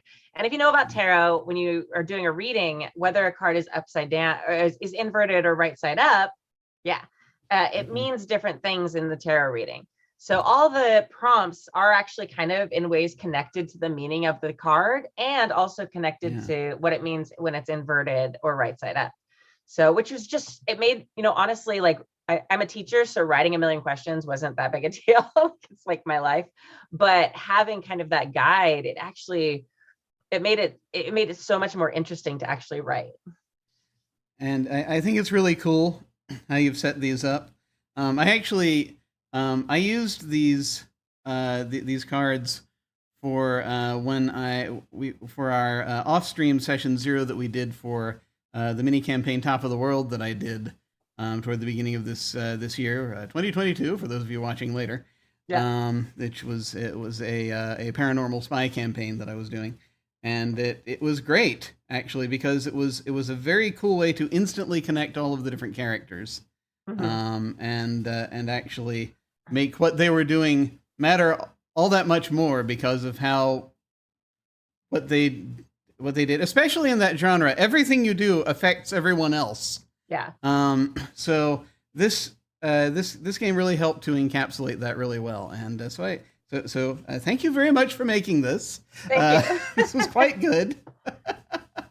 But in general, for Golden Lasso, do you have any other major things coming up or any new projects, things you want to do with Golden Lasso that might. Yeah, we have be a couple of happening. things. So another game that I've designed is already up on our website as well. You can find it at goldenlassogames.com.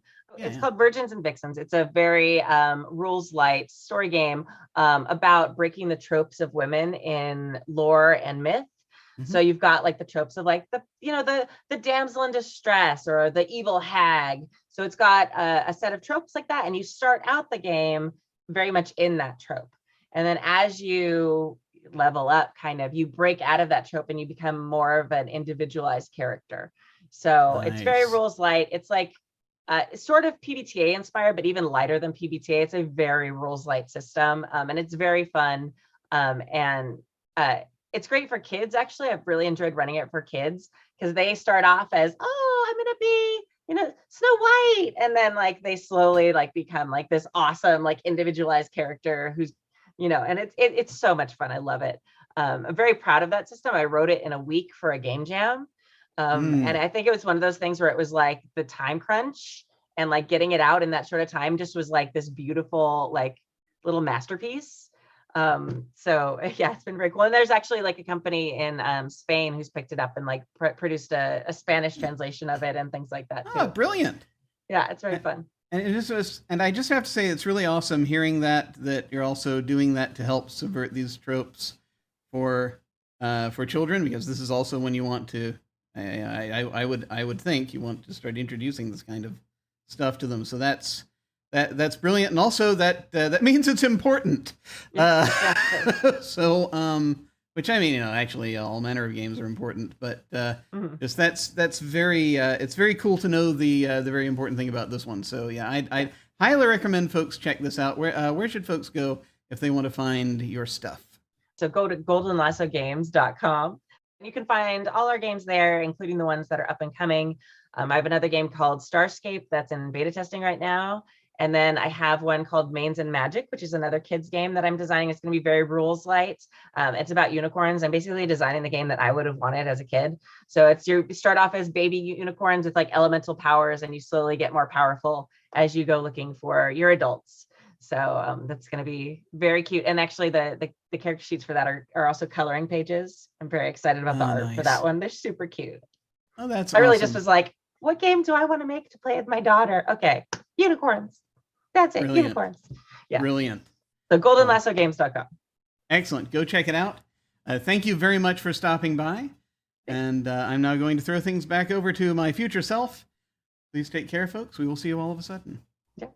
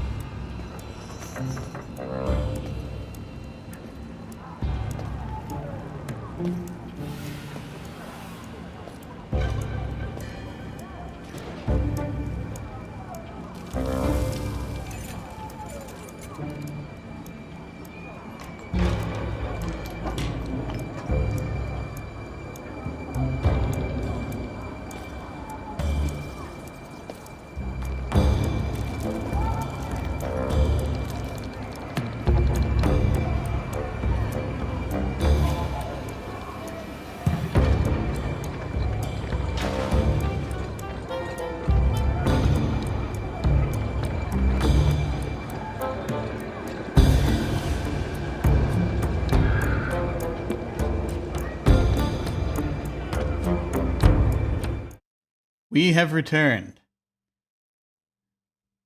Hello, everybody. So now we are in the planning and engagement phase. And for those of you watching and actually any of you playing that haven't played this particular kind of game before, the planning and engagement phase is much quicker than it is in a lot of other games. We were just talking about some of our experiences with some of those games when we were offline.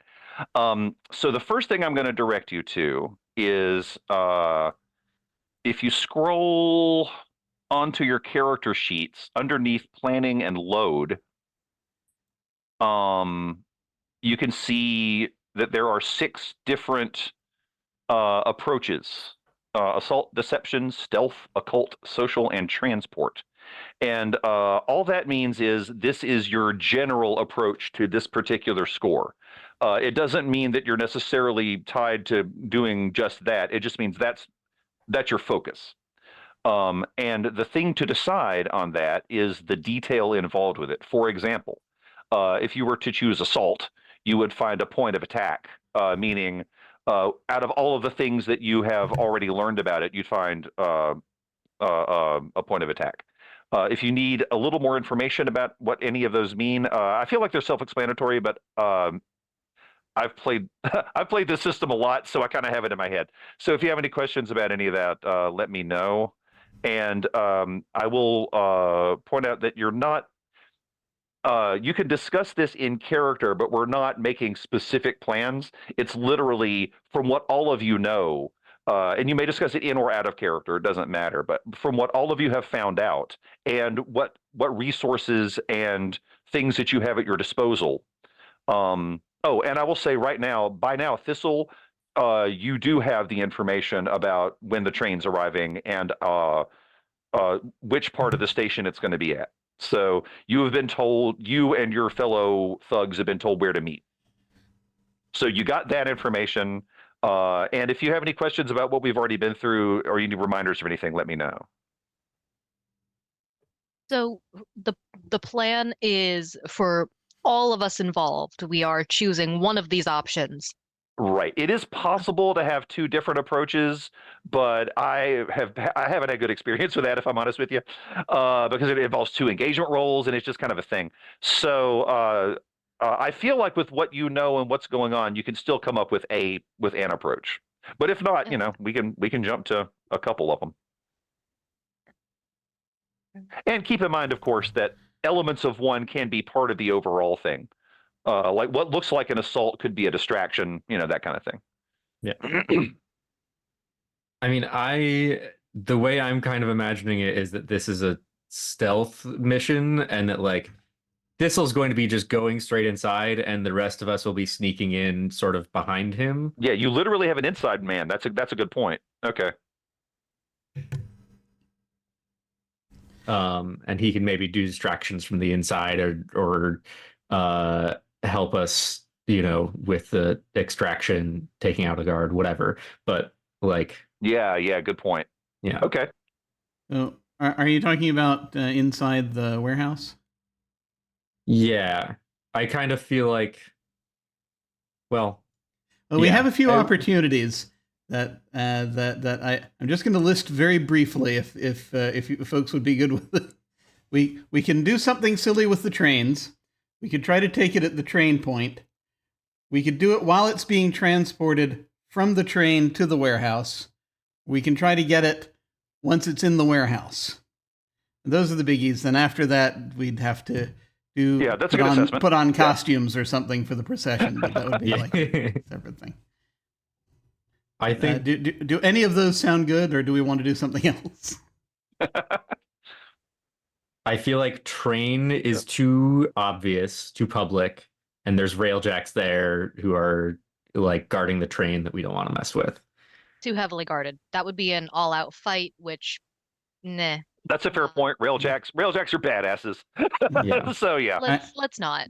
Yeah, I will say that I did have this brief image in my head, probably because I'm remembering this from Babylon Berlin, where they did a thing where they switched the plates on a train so that it looked like a different train was coming in. So the people looking for the right train found the wrong train and stuff like that. But anyway, sorry, go ahead. Do we roughly know how many people are in this transport to the warehouse? Like it's me plus 20 guys, me plus 10 guys.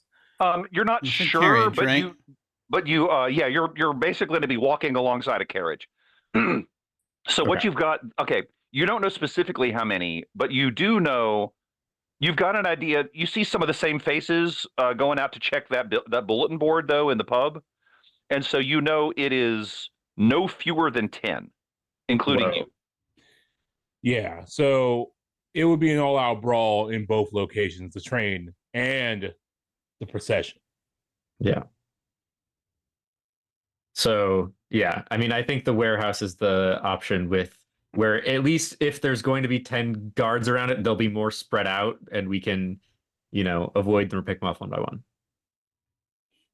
Well, and because you have the key to the warehouse, we can just be there in the warehouse. That's true. And that way, we can neutralize guards. I think that we should end it with destruction of the warehouse because it throws them off the trail. It's like, oh, they just wanted to ruin everything. You're going to go full dirty pair with this one. Okay, gotcha. I mean, that's my suggestion. Like, like we just ruined the warehouse at the end of this. It's like, we're not after the book. We were just fucking things up. Yeah. I mean, honestly, that's... You want me to do it? Yeah.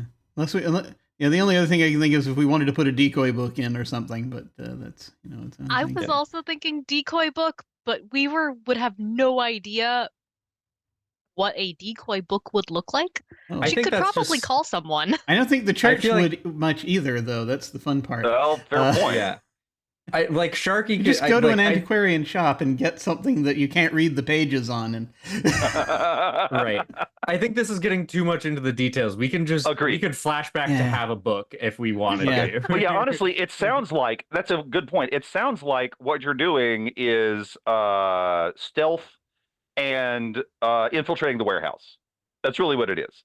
Yeah. Okay, so in that case, what we've got is it's stealth. Your entry point is the warehouse. We're done. All right, so that means now I ask a bunch of questions. Oh, I almost did it again. We need to figure out load. Okay, so we were talking about load, and again, you don't have to choose specific items. You just have to choose whether you're going in light, normal, or heavy. And each of you can choose that. You don't have to do it. It's not as a group. Heavy, because I'm supposed to be there anyway. That makes sense. Yeah. You don't look. This is one of the few times that you're not going to look suspicious carrying a bunch of weapons or whatever you've got. All right. Okay. So definitely heavy for Thistle. And for the record, like if you go in normal, especially because you're trying to sneak around, it's not going to look particularly suspicious because I think the whole point of the other three of you is not to be seen. And if you are seen, it kind of doesn't matter what you have. Going in heavy could possibly impede your mobility, which is why normal is called normal. Normal is basically kind of the sweet spot. You've got whatever you want. So, but again, and you get to decide what that looks like.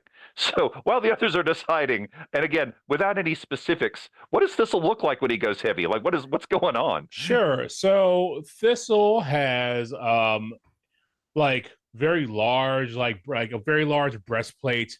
Nice. And a bat that has been wrapped in barbed wire, and also a hammer on his back. This is exactly the sort of thing that would actually scare off you. I mean, all you as a group, you're just like, oh crap, they got the guy with the bat. We're not doing that. So actually, I think the church, except for the way this is likely to end up for them, I think the church is going to be like really glad that it's you and not that other guy, because you're just intimidating. Fair enough. Okay. And just like a bat and just a giant backpack of odds and ends. And whatever. Yeah, things you could throw at people, whatever you got. I got you. Yeah. Nice. So what are the rest of you up to? Load-wise. I'm gonna go light, I think. Okay. I realize that it probably won't matter. Like if I were seen as normal, I would probably be fine. But I like the idea of having the option to like somehow play it off as I'm supposed to be here. That's okay. All right. Yeah, not bad. So I'll stick with light. I don't think I'm going to need many items regardless. Light can be an advantage. That's a good point. Okay.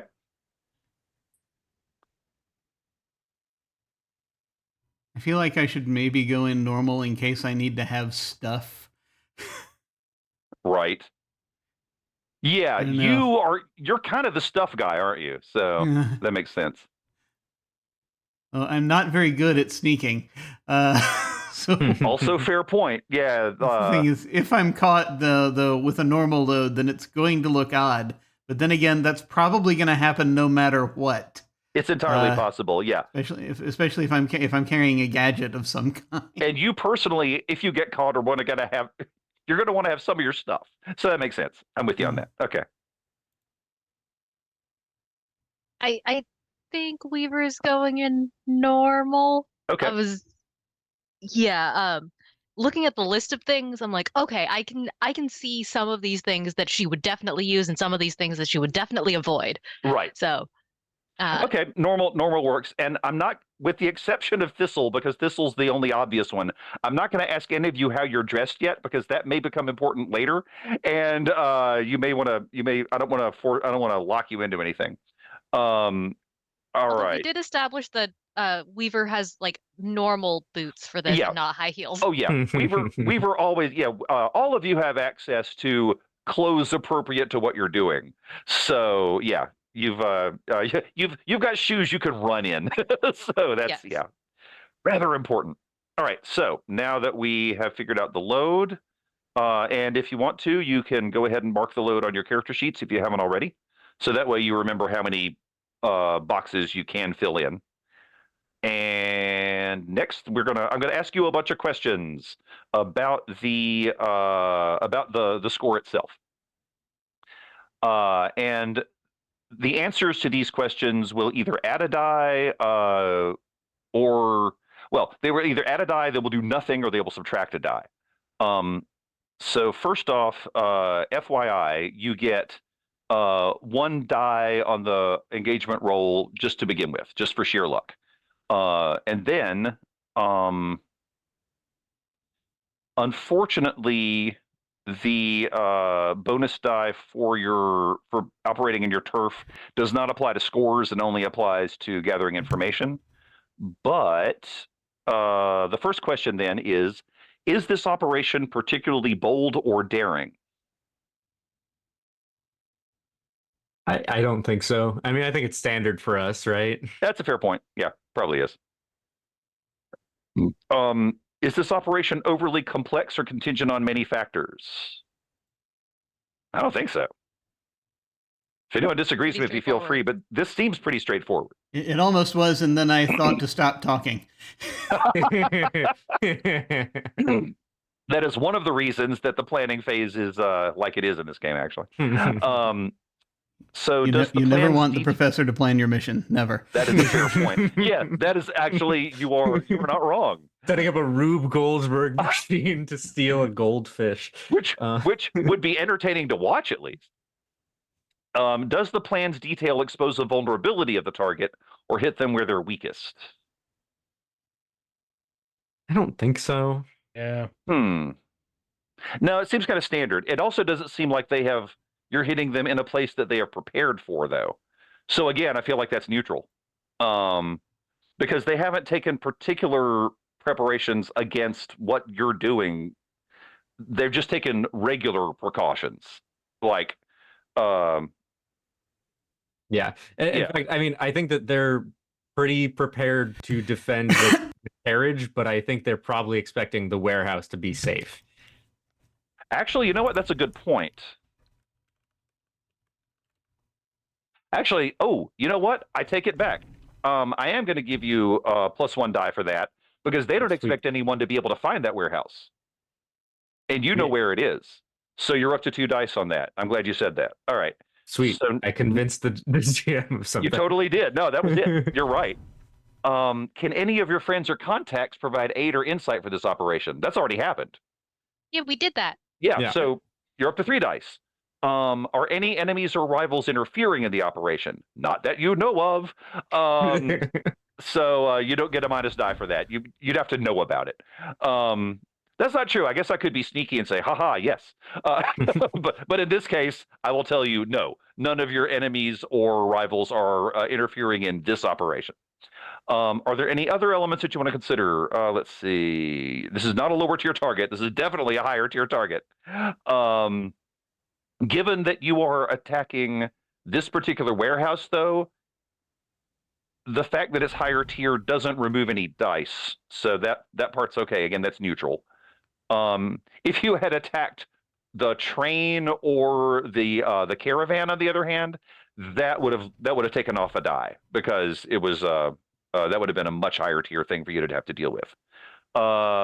And no, I don't see anything else on the list. And unless anyone else has anything that you think might add or subtract from it, I think we're at 3 dice.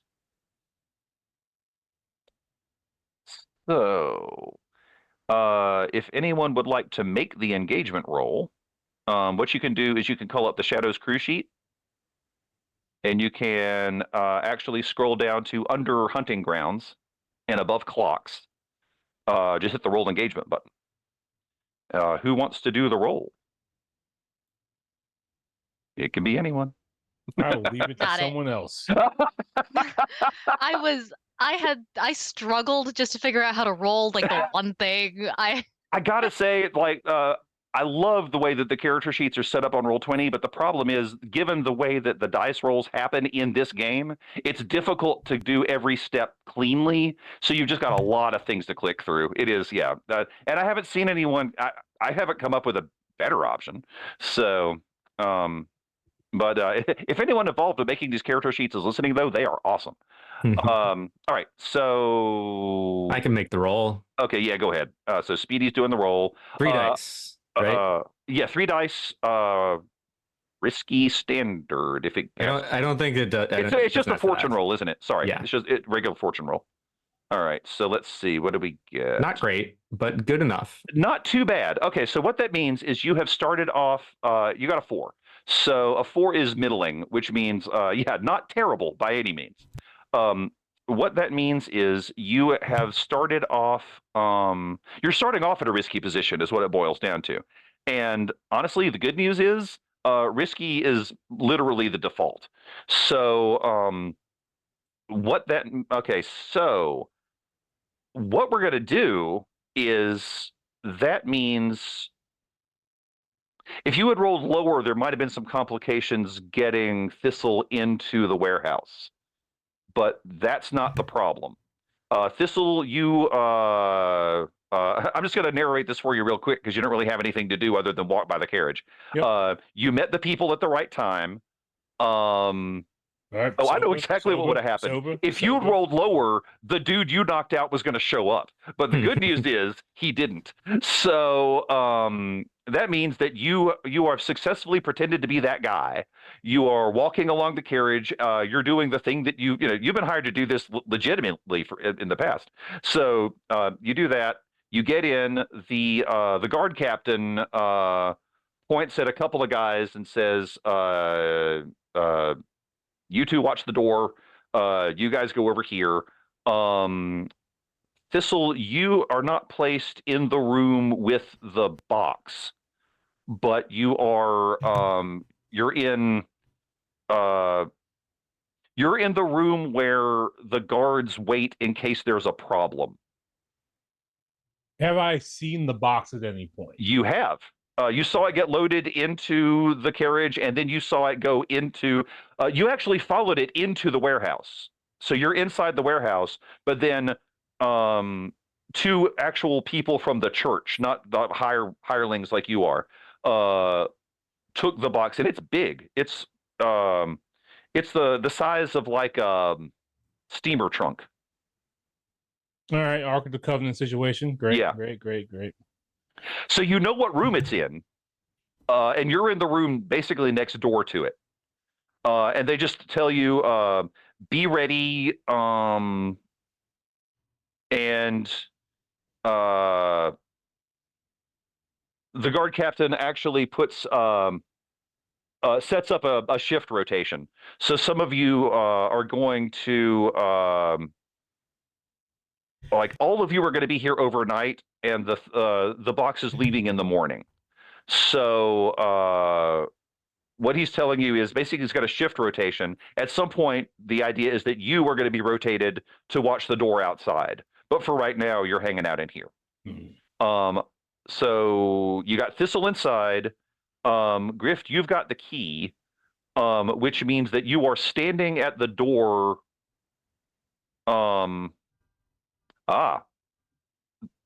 The second and final complication is you don't know which door this key goes to, but thanks to the fact that Thistle is in the building, you know which building it is, which means you've got it narrowed down to 3 doors along the same wall. One of the guards posted outside the doors, or yeah, there are 2 guards posted outside the main entrance to the warehouse, and then the other guards are literally just patrolling. They're walking around. So, and by the other guards, hang on, 2 stationary guards and 3 guards doing a walk around. Okay.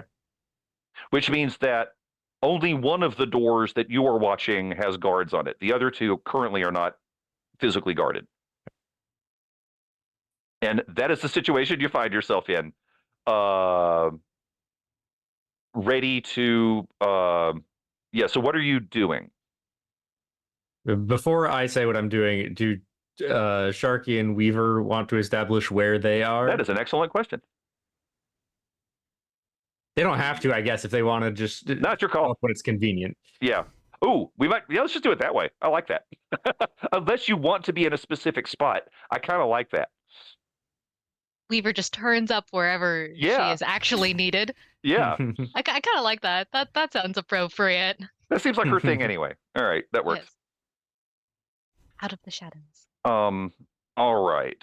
Sharky, any opinions? I have a way that I think I can help you with the roll, possibly. Ah. As far as to figuring out which warehouse it is. But we know the warehouse. We just don't know the door. Oh, the door. Yeah. Okay. So I'd probably, if I wanted to help, I would probably need to be near enough to be able to point you to where the thing is. Or actually, no, I wouldn't even need. Well, no. Yeah. I might have a thing for this. In the spider's load, you are permitted to have blueprints. And it's been established that as a crew, well, no, those blueprints are for the underground. So you're right. Your blueprints can be for this if you want. Do you want to just have blueprints so we know where the warehouse space is and like which door to go through? That's actually great. Would blueprints say what key goes to what door? Well, no, they wouldn't. But what they will tell you is what part of the building each door opens into. Okay. So it would give you slightly less useful, but it is. But it would give you, knowing what you do about the way these places like this are handled. I would say. I feel like it's pretty close. Like you could see, okay, this door is a small space. That's probably where the guards are. This door is the larger space. That's probably where they're actually storing stuff. Sure. This is the back door that goes into the bathroom. Like, yeah.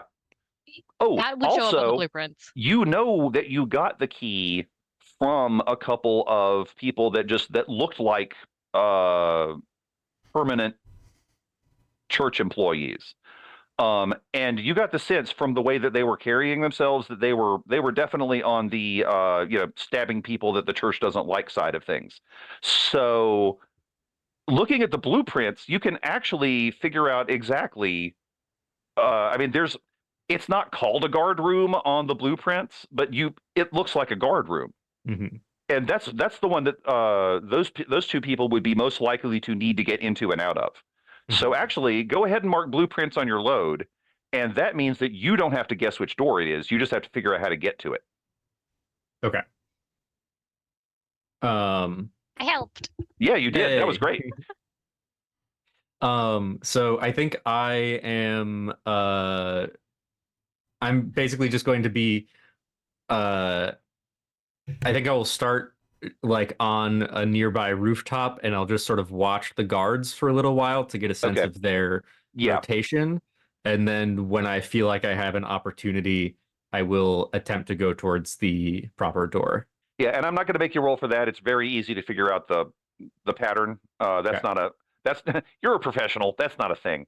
So you slip down during the period during which you feel like you have enough time. And because you have the key, you're not going to have to be, you don't have to do anything. You can just literally go in the door. Sure enough, it was locked. In this particular case, the room that you see, I'm assuming, do you unlock it and then do you open it? I think I would try and, I'm trying to act quickly here before the guards come back around, but I think I would pause for a moment and try and listen at the door to make sure I don't hear anything through it or look through the keyhole. Oh yeah, there's legit a keyhole. First off, keyhole doesn't reveal any movement, and if anyone is in there, they are extremely quiet, so you do not feel that it is inhabited. Okay, then I unlock the door and quickly slip inside and close the door behind me. Okay, you find yourself in a small office. It's about 8 feet by 8 feet. It's got a desk. It's got a small filing cabinet and 2 chairs, one behind the desk and one on the other side of the desk. You've seen enough stuff like this. You feel like this is like a guard supervisor's room. Okay, but it's empty. It is empty. There is a single door that goes into the warehouse proper from here. Okay. And it is it does not have a window on it, but it is not locked from this side. And even if it was, you're on the inside. Okay. I will. I'll first. I think I'll quickly walk to the door that leads into the other room. I will again listen at that door to make sure I don't hear footsteps coming toward me or anything. No, but you do hear movement and low voices. Okay. Your trained ear tells you at least 4 people, maybe up to 6. Okay. I'll try and look around this room a little bit just to see if there's anything of use, I suppose. Yeah, I mean, it's normal office stuff. It's a lot of ledgers and I mean, you could open the filing cabinet. They aren't locked. You find okay, so actually you do find literal files, actual like personnel files, and information on various guards, things like that. And in the bottom drawer you find a bottle of mid-priced whiskey. Okay.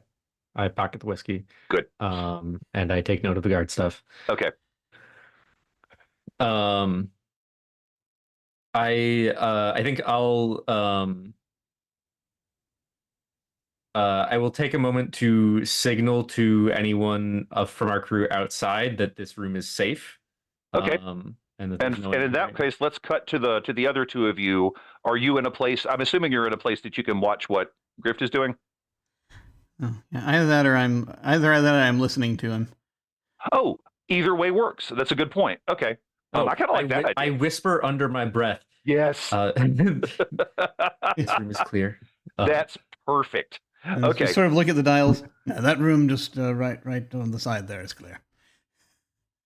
And I read off some information about some of the guards that I saw in those files. Okay. So that you, if you wanted to do some sort of deception, could have a cover if you so chose. That is not a bad idea. I like the sound of that. Okay.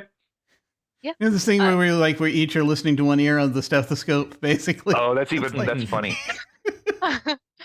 Yeah, right. So Weaver's sitting there taking notes.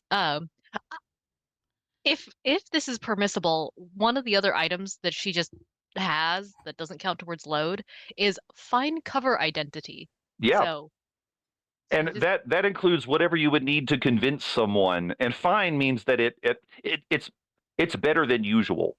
So if there's a whole tier system here that I'm not going to go into detail on, but what that means is if you are up against an opponent that is a significantly higher tier than you are, a fine thing helps narrow that gap. Okay. So in this case, it's more likely to pass inspection. Nice. So if you are pretending to be something else, is that what you're doing? I think for the moment, Weaver is huddling with the professor, but yeah, constructing the facade of one of the churchgoers. Okay.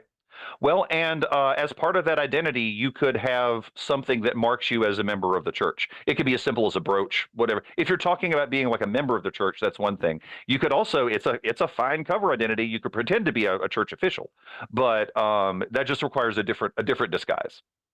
Ooh, I could. Ooh, well, I don't know if there are church officials at this particular moment. Like they would definitely be here for the grand parade bit, but sure. At the moment, we know because Grift ran into these folks that there are actual church thugs around. Yes. So Weaver's gonna set up an identity like a official church thug, not one of the hired hands like Thistle. Nice. Okay. Yeah. She can try her very best to fake being religious. We'll see. So is your plan to approach the 2 guards outside the door? Get snuck in. I just realized you've got a way in to sneak too. So yeah, I was hoping to do the latter as opposed to. You could 100% do that, and that would work. Yeah. Okay, not a problem. So just to make sure I get this right, you're on your way to the door that Grift had opened already, right? Mm-hmm. Perfect. Okay. Yeah, Grift has cleared it, and yeah, that's knows true. That it's, I'm gonna try if this works. With the cover identity, I might be able to simply walk in. Like the guards might just let me in. Whichever one well, I will tell you it'll be a lot easier to sneak in and then be there, because if you're already there, you know this. If you're already there, people assume you were supposed to be. So Okay. So honestly, yeah, you could probably just try to sneak in and then kind of hang out with the other thugs, if that was your plan. Yeah, let's try that. Okay. In that case, you are on your way to do that. Let me get to the professor, and then I'm going to come back to Grift, and then we're going to then I think I might need to talk to Thistle. But so Professor, you know that Weaver has enacted this part of the plan, is pretend to be thug and go in. What are you doing? I think primarily I am hanging out outside somewhere, listening and in keeping watch at the same time, in case anything goes wrong, or in case anything, nice. so that I can cause a distraction if need be by doing something to the warehouse. I don't know what. And you have discovered by pointing your device into different areas, you can hear different parts of the building. Well, yeah, so, and I figure like ahead of while we were standing there, I figured because Weaver's got the blueprints, we were probably like, okay, this is there, this is here. Oh, absolutely. Oh, so we could easily so you know where to point it. So and so now you're confirming. Yeah, not a problem. Okay. All right. So in that case, we're back to. I don't know what my load is for that gadget. It's 1 plus something, but it's going to be 2. Okay. Cool. Because it's kind of it's bulky, but it's not huge. So it'll be your load on that one's definitely 2 though. Okay. All right. Awesome. So back to Grift. We left you in the office, standing at the door and listening and hearing a few people, right? Yes. All right. Is there can I get a sense of how close to the door like these people are? Like, is it a? You get the sense it's a pretty big room. You can hear some reverb, implying that it's not small. It's and you can hear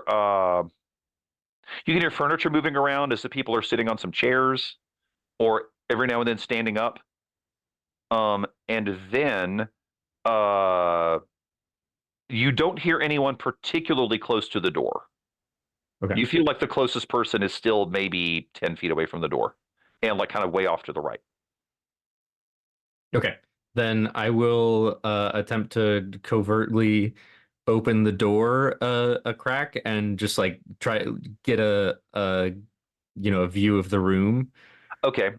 Yeah, you can definitely open it narrowly enough that you can see what's going on.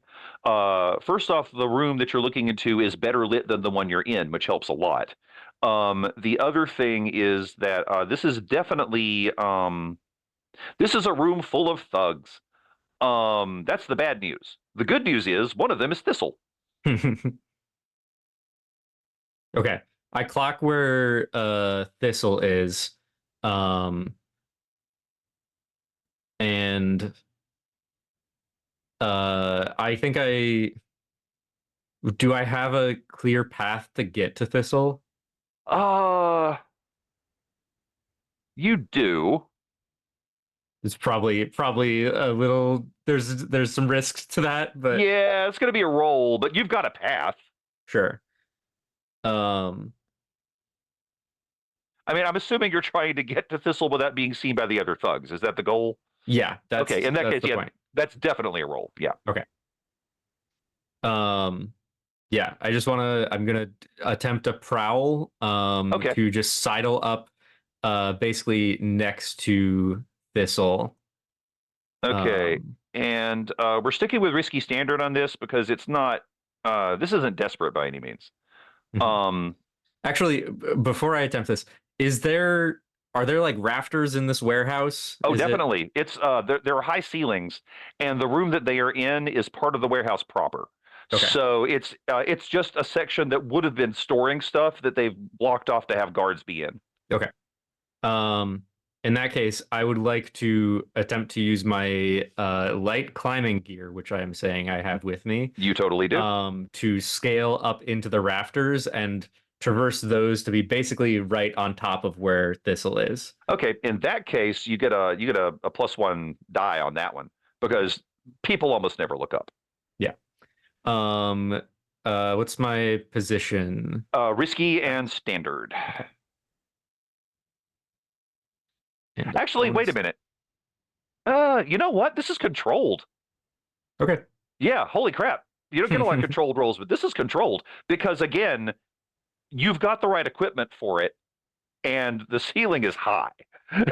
So, no. Weirdly, it's going to be, stick with that. So, controlled and standard. It's a 4. Okay. So, what that means is you have not been spotted, but you're so high up that even that you have not got Thistle's attention. Okay. That makes sense. I'm going to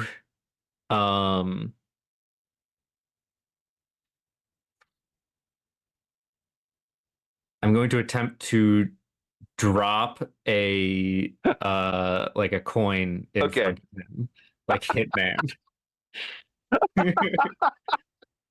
It is that kind of game, actually. All right, so or I'm gonna try and drop it on top of him, like literally onto his head. Yeah, you don't have to roll for that. You're good at this kind of thing. You just wait until he passes under you. Yeah. So Thistle, tap something hits your hat. I just sort of wave down at him, and I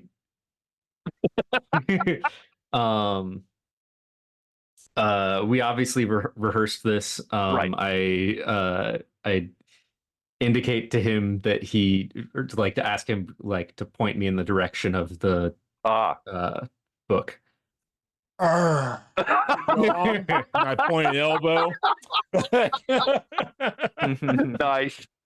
All right, great. One of the other guys goes, yeah, man, this kind of detail is super boring. Yeah, too fucking right. And sober, right? What? I cannot. I am going to get so drunk after this.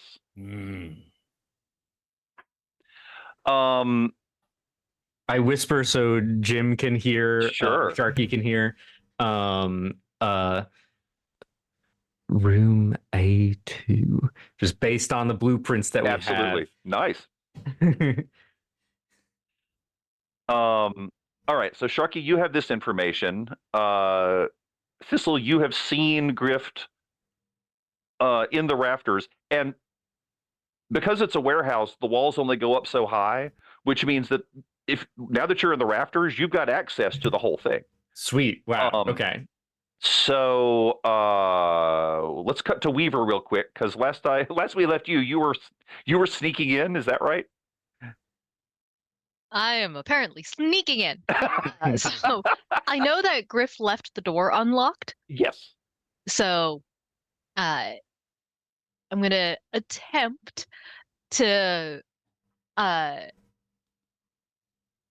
access the door with the cover identity of being one of the church style guards.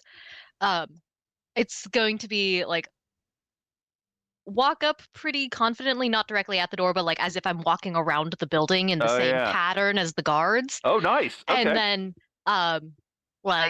double check, make sure that there's nothing obvious, and just slip inside. Sweet way to do it. Okay, so you find yourself in the same office Grift was. Again, really small, unlit. And you've got some idea of... Oh, actually, between Grift and Sharky, you've got some idea of what awaits you on the other door. You know thugs are there. That is the information you have. And then, very out of character, did we have an extraction plan specifically? Because the answer is almost certainly yes. We just haven't figured out what it is yet. But yeah, you've got one.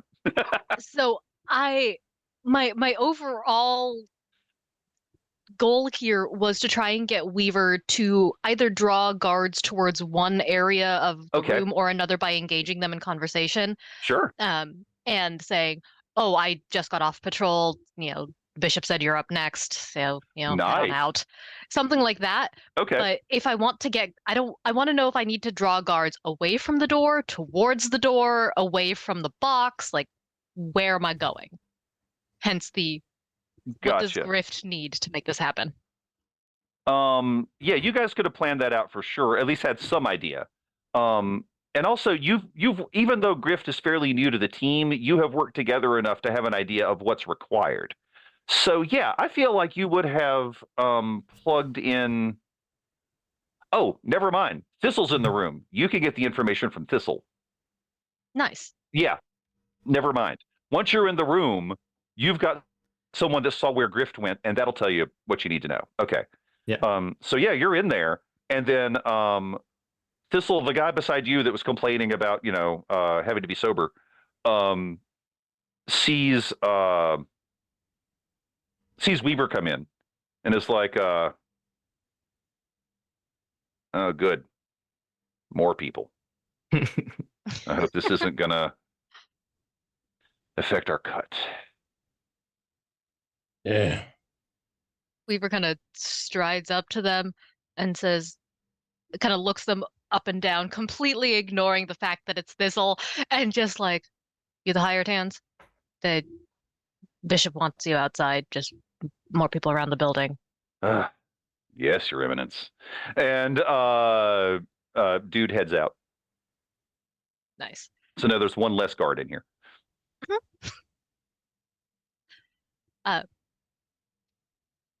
I think Weaver's gonna look around to the other guards in the area and see if they're all doing the same, like mumbling, complaining.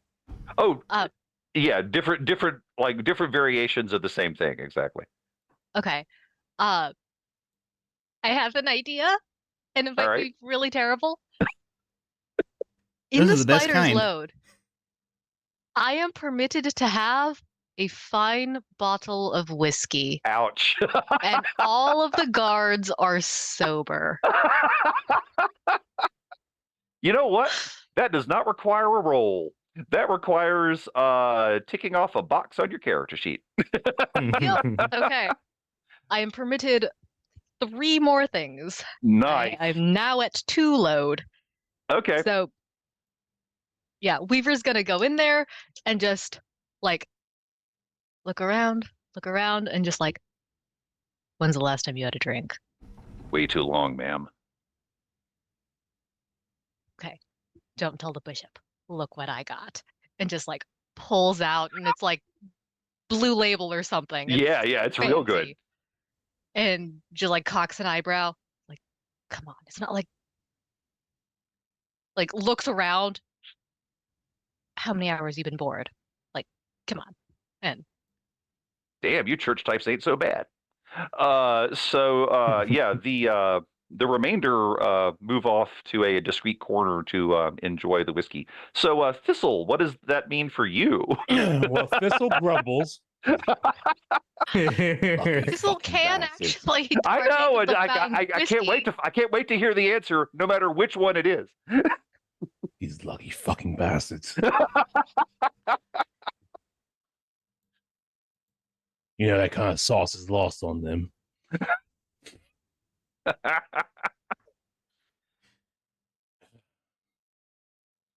So for the record, Sharky, you heard all that. It was faint, but you made out the words. Yeah. So thus far, it seems like they've got things fairly in hand, but I'm wondering if they need any kind of. You just need to get them drunk, I think, is kind of the operative thing they're trying. It sounds like that part of the plan is underway. Yeah. I was right now. That's like at least 4 guards you don't have to worry about immediately. Yeah. It's going to be just the ones that are standing near the box. Yeah. And speaking of the box, Grift, I will get back to you next. So knowing now where the box is, I just want to see if there are things that I can cause to happen. If I'm looking for things that I can mess with that outside that will affect what's happening inside, like pipes of some kind, steam pipes, or holy crap, sure, things of that nature that I can do that might set things enough awry that they'll need to react to it in some This way, warehouse has its own electroplasmic generator. Oh, good. That's wonderful. That's the best news. I assume it's inside, or is it outside? Actually, no, it's up on the roof. Because those things are dangerous. Perfect. Yeah, you don't want to be in the building with an electroplasmic generator. It's got to be outside. Most places have it out back, but in this case, it's up on the roof. That's wonderful. I'm so happy. And you're at a vantage point that you are aware that you don't see any people on the roof. They aren't bothering to guard the roof. Largely because you've seen the blueprints, and digging through the roof of this place would take days. So they aren't worried about anyone breaking in on the roof. Okay. So provided I have a clear path, it's just getting up there and being the probably least physical member of the team. He's not in great shape. He's a bit older, so he's just like struggling. But you are still capable of getting to it. Okay, so you're climbing the ladder, so that means I'll get back to you. But speaking of people near the roof, Grift, you are legitimately right over the box. So the box is in it's actually in the main part of the warehouse. And the warehouse is a warehouse. It's a really huge room where they store stuff. And it's not empty. They've got a lot of things in here. Most of them are in crates, but some of them are in a room with a person that looks a whole lot like Professor Sharkey, obviously evaluating the items. But the box that you are after is in a room next to that. It's basically in the room where they keep the stuff that the appraisers then do something with. But it hasn't moved into the appraisal room yet. Okay. There are 2 guards, but they are not standing in the room. They are standing next to the door. They're in the appraisal room, standing next to the door that goes to the storage room. Meaning that the storage room is technically empty, but the door is open. Okay. So the box is in the storage room? Box is in the storage room. And the guards are not in the storage room, but they are just outside the door to the storage room. And are they facing it? No, they're not expecting anyone to come in from the roof, apparently. They are looking out, like, just in case someone storms the warehouse. All right, then I will use my climbing gear to I'll just lower a rope down basically, and just drop down. I think actually, thinking about it, I don't think I can. I think dropping a rope down would be too obvious. Okay, fair point. Or at least dropping it too far down. That is an excellent point. They are awfully close to the door. Yeah. So I think what I would do is I would keep my eyes out, wait for the right moment, and then just sort of drop down, hang down from the rafters, and drop down onto like the edge of the wall, or whatever. Okay. Yeah, you could do that. The half wall that's going in there, and then climb down from there. Okay. And try and do that quietly and swiftly as possible. Okay, I'm not going to make you roll to achieve that because that's easy. Honestly, that is a feat of acrobatics that is simple for Grift. The thing that you will have to do is to attempt to do it quietly because you're still dropping and shuffling around. So let me think about this. We're still at risky standard though. I'm trying to think if you get any bonuses. You don't get any minuses for sure because again they're not looking at you. Give yourself 1 bonus die though, and the reason for that is that there are 3 people in the appraisal room, and they are having an animated discussion about a statue depicting a particularly erotic scene that and one of them is of the opinion that it is taking place or that it is from this one dynasty, and the other one is vehemently arguing that it is not, is definitely from the one that followed.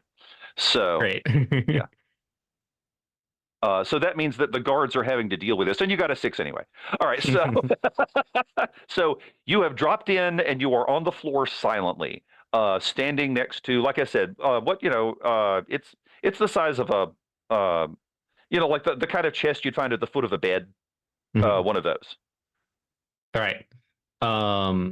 I will take out my fine lock picks. And attempt to pick the lock. Let me see. I think.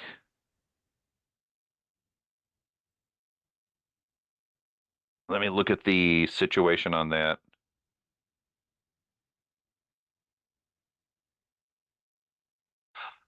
Honestly, this is a fortune roll. No, I think it's a tinker. It's tinker. I don't have tinker. Yeah, but although actually, let me look at this real quick, because I think there's an argument for finesse on this, to be honest with you, because I don't want to cheese it. I like the idea of being able to fail. Yeah, let me just look at it. My work is you're absolutely right. No, I agree with you. It's tinker. No, you're right. Okay. All right. So here's the thing.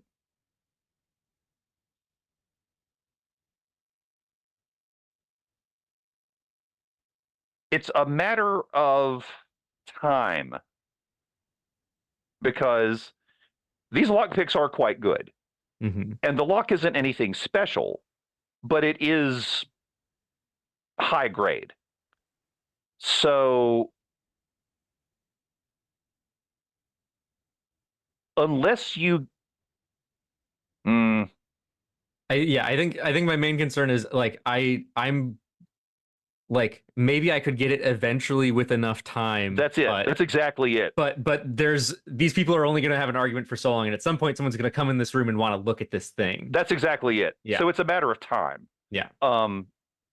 So yeah, go ahead and make the tinker roll. In this particular instance, alas, there's no option for bonus dice. So yeah. Well, can I get a bonus for fine lockpicks? Oh, actually, yeah. Okay. That is an excellent point. So you're rolling a die. Is this a good time to remind you that I have foresight? It is possibly one of the best times. 2 times per score, you can assist a teammate without paying stress. Tell us how you. If you could describe what you did to help your buddy grift out, then yes, this could be really good. Okay, let's see. Now, I am wondering if does it have to be a like retcon, or can Weaver do something in that moment? Because she is going around plying the guards with a drink. Can she come? Can she come by and like offer the guards a drink? To use foresight, it needs to be a flashback. But to just assist, that's a whole other thing. If you're wanting to basically really try to distract people, and get them away, that's a whole that is definitely a whole other thing. I don't know how the other thing works, so let me see if I can figure a flashback. But yeah, flashback might be the way to roll. Okay. And for the record, you don't have to decide this yourself if you want to ask for suggestions from everyone. Yeah. To just quickly explain the assist thing, like you take 1 stress and then I get an extra die is pretty much how it works. And then and the cool thing about assist is you automatically succeed at the thing you're doing. So if you say, I do a thing and I distract the people, they are distracted, and that works.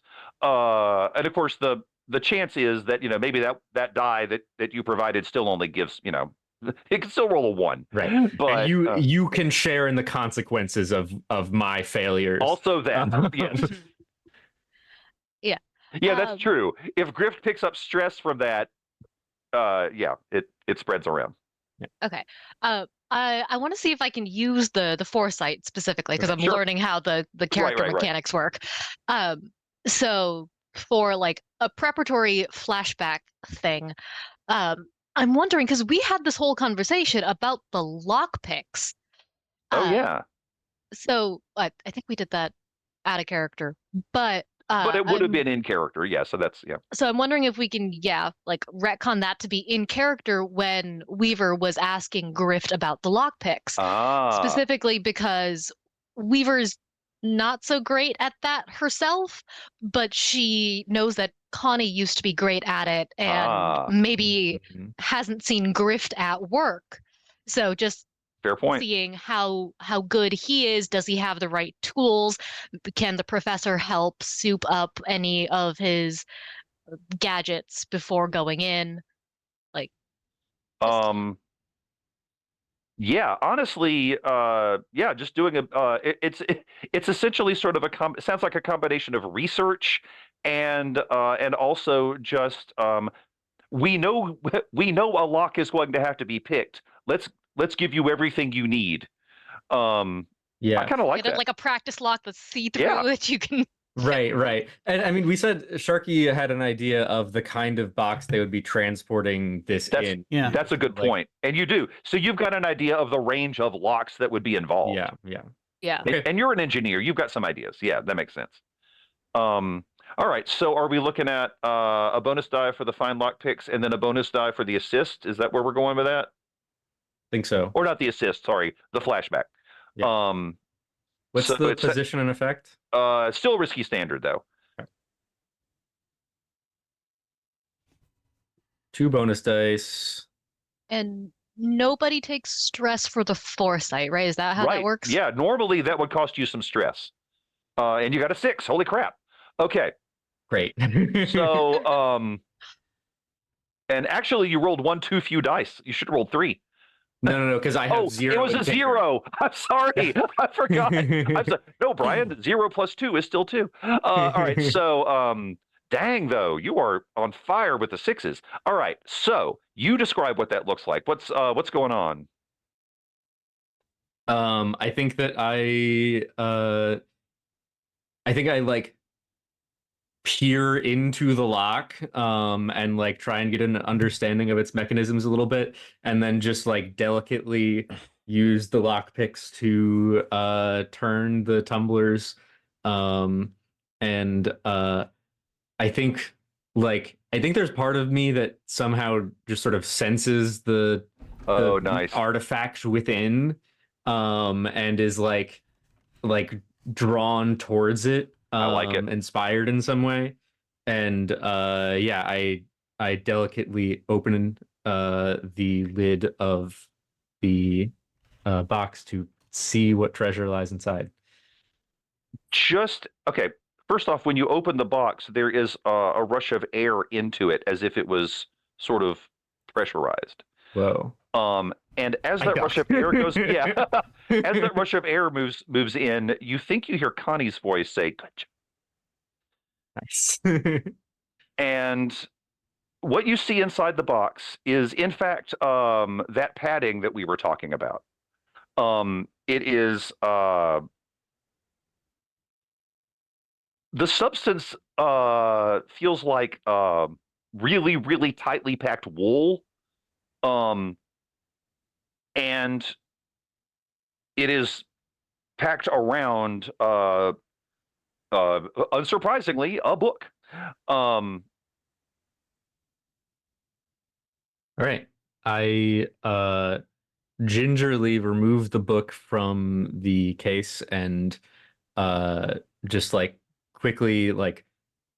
Well, the first thing you notice is there's another book under it. Fuck. I whisper that under my breath. I look at both books. Do they have titles on them? Does one of them say Folio of Kotar? Unfortunately, actually, they are in a language you don't read, but you could figure out symbols, and each of them has basically the same symbols on it, with a single exception. Like, so probably volume 1, volume 2, or something like that. That's how it feels. Okay. And by the way, if you take the second book out, there's a third one.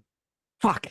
I was The gonna say professor told us this. He told us what a folio was. I guess that's fair. All right. Yeah. All right. Fine. Then yeah. And, I they are in fact big and books heavy. with me. You've got some load left, right? Maybe that's your load now. Yeah.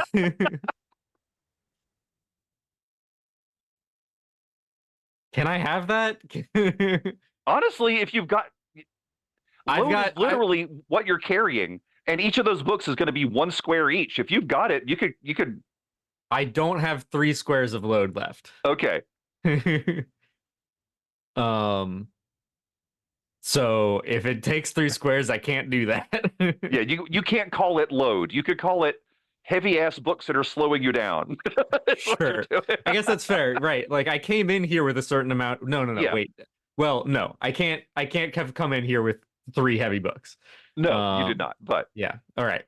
Worst case scenario, we can if you want to like leave some shit behind to counter the weight if you were concerned about that. Right. Well, I can definitely take the books with me. I will look like more dangerous than I did coming in here without books. Yeah, you'll look like a person carrying 3 large books. Right. Which in this particular warehouse is like probably the most suspicious thing you could look like. Yeah. So I take out I will the books, say, I'm Professor, holding them... you definitely heard Griff say "fuck" twice. What's going on down there? I mean, I know Sharky can hear me.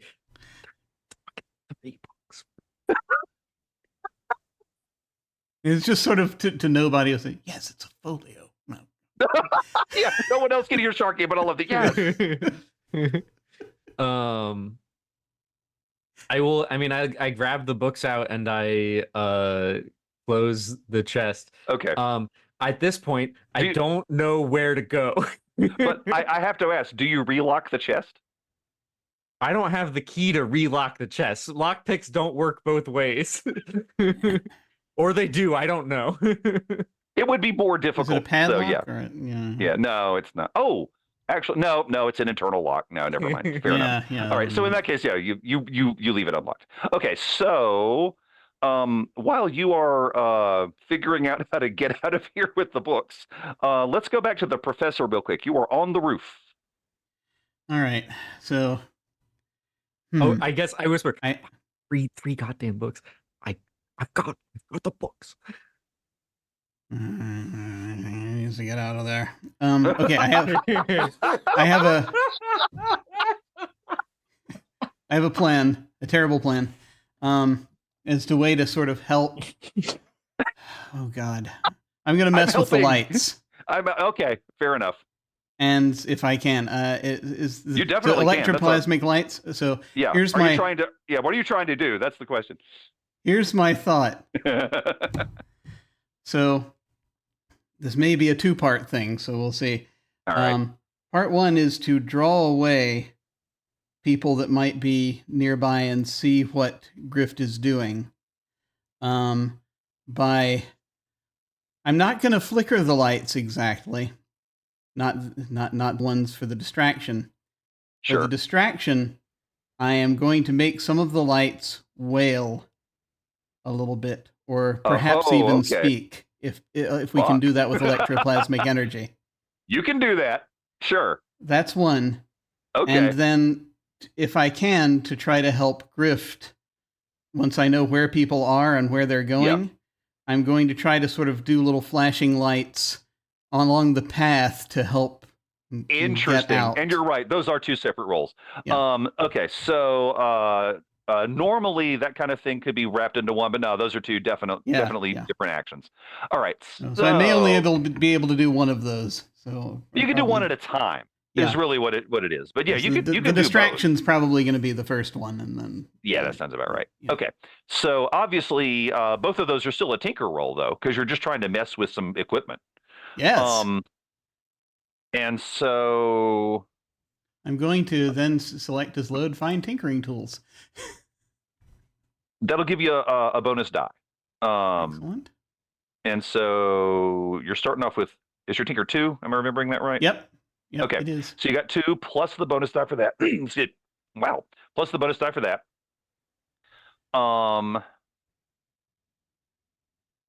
And then I think it's just I think it's just the 1 bonus die though. And again, we're talking risky standard. And the risk isn't that you won't be able to do this. The risk is that you will electrocute yourself. So yeah, that might be a slight problem, but you know. Yeah. You do what you can.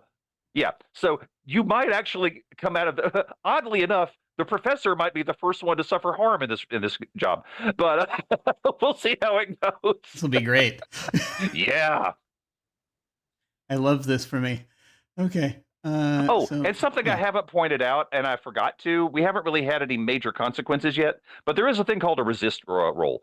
If I tell you that consequences happen to you, you can say, no, they don't, by spending a couple of stress and then making a roll. Actually, no, you don't spend the stress. What you do is you make the roll, and it always works. Usually what it does is it doesn't necessarily nullify the consequences. Usually what it does is it lessens the consequences. Sometimes it can nullify them depending on the situation. However, the roll is for basically it costs 6 stress minus whatever you roll. So just FYI, that's a thing I forgot to mention. I know at least 2 of you are familiar with it, but I forgot. Sometimes it's a rather important part of the system. So it is but here's how it works. I tell you a thing happens to you, and you're like, nuh-uh, and then you make the roll, and we'll see. So I bring this up because the professor might be wanting to resist something in a minute. All right, so we'll see. And then again, you might be rolling like Speedy is. So we'll see. So we'll see. Does remind me? Does spending a stress do anything to help? Yes, this, you can push yourself. If you push yourself, is it 2 stress for 1 die? Am I remembering that right? Okay. So if you spend a stress, 2 stress, I'm sorry, spend 2 stress, get 1 bonus die. I mean, you could also ask for what's called a devil's bargain, meaning you get yet another die, and then I say, sure, here's a thing you don't want, and the thing that you don't want happens no matter what, but you still get the bonus die. I think for this one, I'm thinking I have no stress yet, so I'm thinking I'm going to go ahead and just take a couple of stress and and get the additional bonus die. So 2 bonus dice on the tinker. Okay. Yeah. Roll. Okay. All right. Let's go. And this is it's risky standard. Risky standard. Whiskey standard. Okay. Yeah. Is my favorite drink. Okay. And 2 bonus dice. All right. Here we go. That's a 5. Not bad. Okay, so what that means is you come through it with a consequence, but not a huge consequence. Although I think I'm going to keep it simple. It's just going to be 1 harm. So you did zap yourself doing this. Yeah. And so, yeah, sure enough, this is probably nothing too different from things that you have experienced during your workshop sessions. So yeah, just mark yourself 1 harm on your sheet. Okay.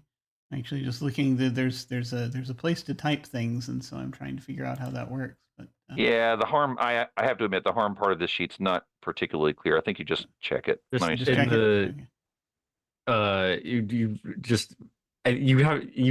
asks for like a description of the harm, so you could say like 1 harm is shocked, or whatever in that field. And it would just be in like next to the 1 in one of the 2 boxes. Excellent. I will do that. Thank you, Speedy. Yep. Okay. So yeah, you got zapped, but Yeah. Okay. Explain exactly what noises and other things are happening involving the lights now. So I think that I don't think I can control it too much. It's just I'm basically trying to bring back an echo of what this stuff once was. So to an extent. Okay. And so what's happening is that for the folks that I would need to draw away nearby, they're going to hear from another part of the warehouse that's close enough that they can hear it. There's going to be a little sort of there's this sort of zzz, and then in it there's this kind of this sound of it's like someone saying something, but it's That's horribly not garbled, and it could be anything, but they're moaning and wailing, and it's not. So it's this whole idea of that something. It's not clear, probably. I'm trying to adjust it so it's not clear if it's a thing from beyond the grave or an intruder. We're not sure what it is, or it could just be a malfunction. We don't know. This is Duskwall. It could legit just be some ghosts. Yeah, it could just be some ghosts. Yeah. All right. Hanging So out. I have to ask the other three of you, now that you were in here and you hear this, is your reaction, oh, the professor's doing his creepy ghost thing again? Or do you know that? Well, do you know that it was the professor? I say either I'm fucked or the professor's jumped the shark.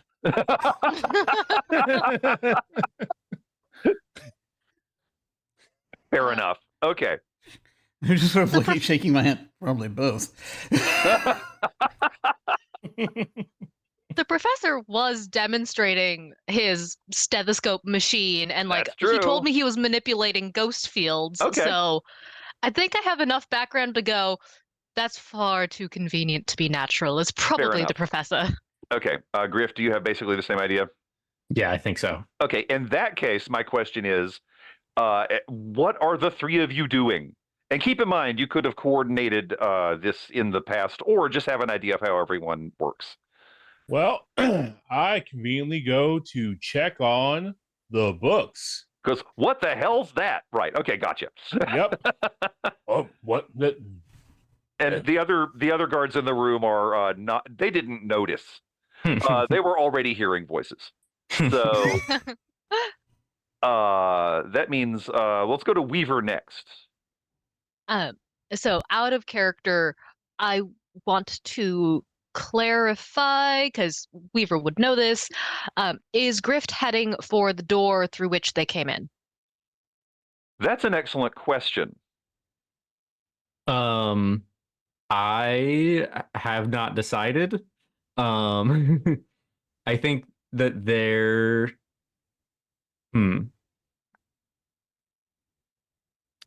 I think I might actually want to hand off the books to someone else. Okay. Oh yeah. Thistle is headed your way, so if you wanted to okay, do that. that might solve itself. And you know where Thistle's going. So fair enough. Okay, with that information, what are you doing? So there were 3 doors to this building. Uh-huh. Were they 3 along the wall that you were watching. okay? There are actually 3 more on the other side. Oh, okay. I want to have Weaver go, what the hell was that? And put down the whiskey, kind of pick herself back up and go, that can't be good. And start heading off in the diametrically opposite direction from where Thistle's going. I like it. Okay. And just okay, come on. The drunk guys follow along because you're still carrying the whiskey. All right. So yeah, So guards are you're following me people. away. Yeah, not a problem on there. So that brings us to Grift. Thistle, are you making a significant amount of noise as you're heading? What the hell is that? Is that No, Thistle just stalks places because he has a bunch of prowl. So it's just he's far too silent for how big he is. Yeah. Indeed. All right. So yeah, that does bring us to Grift. What's going on now? I think I I think I take the opportunity to like shove these books into Thistle's like pack Sure. that is full of weapons or whatever that no one would suspect they would be in. Right. And I mean, at this point, are there any risks left really? Like, there are these the archaeologists in the other room. Are they doing anything? They given who they are and the kind of stuff that they work with, they have been paying attention. Like, they notice the weird noises, but they are doing their best to ignore them because they have stuff to get out of here. Mhm. So they're still there. If you go into that room, it will be almost impossible not to be spotted by them. And the 2 guards that were in that room are still in that room. They've moved more towards the other door just to see what's going on with the noises, but they have not left the room. So if you go out that way, you've got 4 people to deal with, 2 of whom have swords. Okay, but so is there an unguarded exit? Do you say anything to Thistle about the archaeologists? That's a fair point. Right now,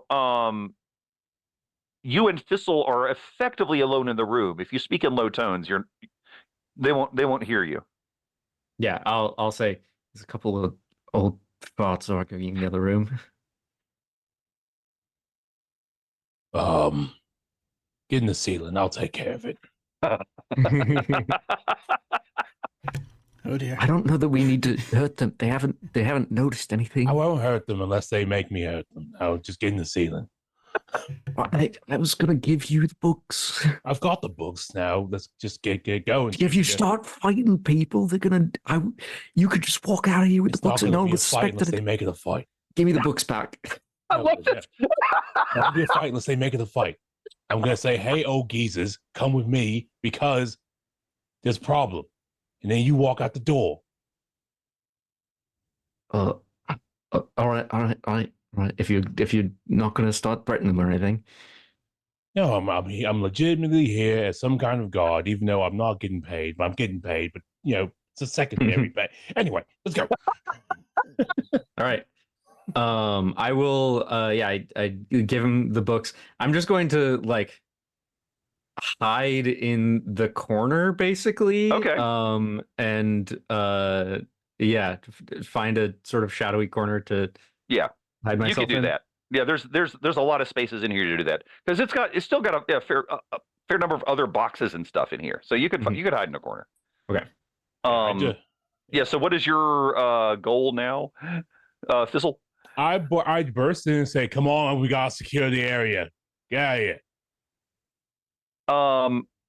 Actually, given the weird crap going on with the lights, that works on that. First off, that gets the attention of the archaeologists, so they're ready to follow you.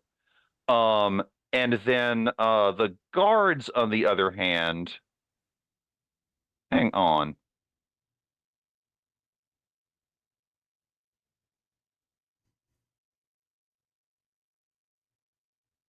The guards. Yeah, the guards follow you as well, believe it or not. They actually go with you. And meet up with now though. Well, which door are you going out? Because you've got the door with the 2 guards on it that's outside, and those guards are still there. I'm not going outside. Okay. I'm walking them through the internal warehouse door in the direction, like in a directional way, so Thistle can not Thistle. Well, I'm Thistle. So Grift can walk out the room. What they decide to do after that is on them. In that case, that's simple. You've got Grift. Their backs are to you, and you can head out. Unless you're trying to do anything fancy, it's not going to be a roll. I'm going to try and loot the room. Now it's fancy. Okay.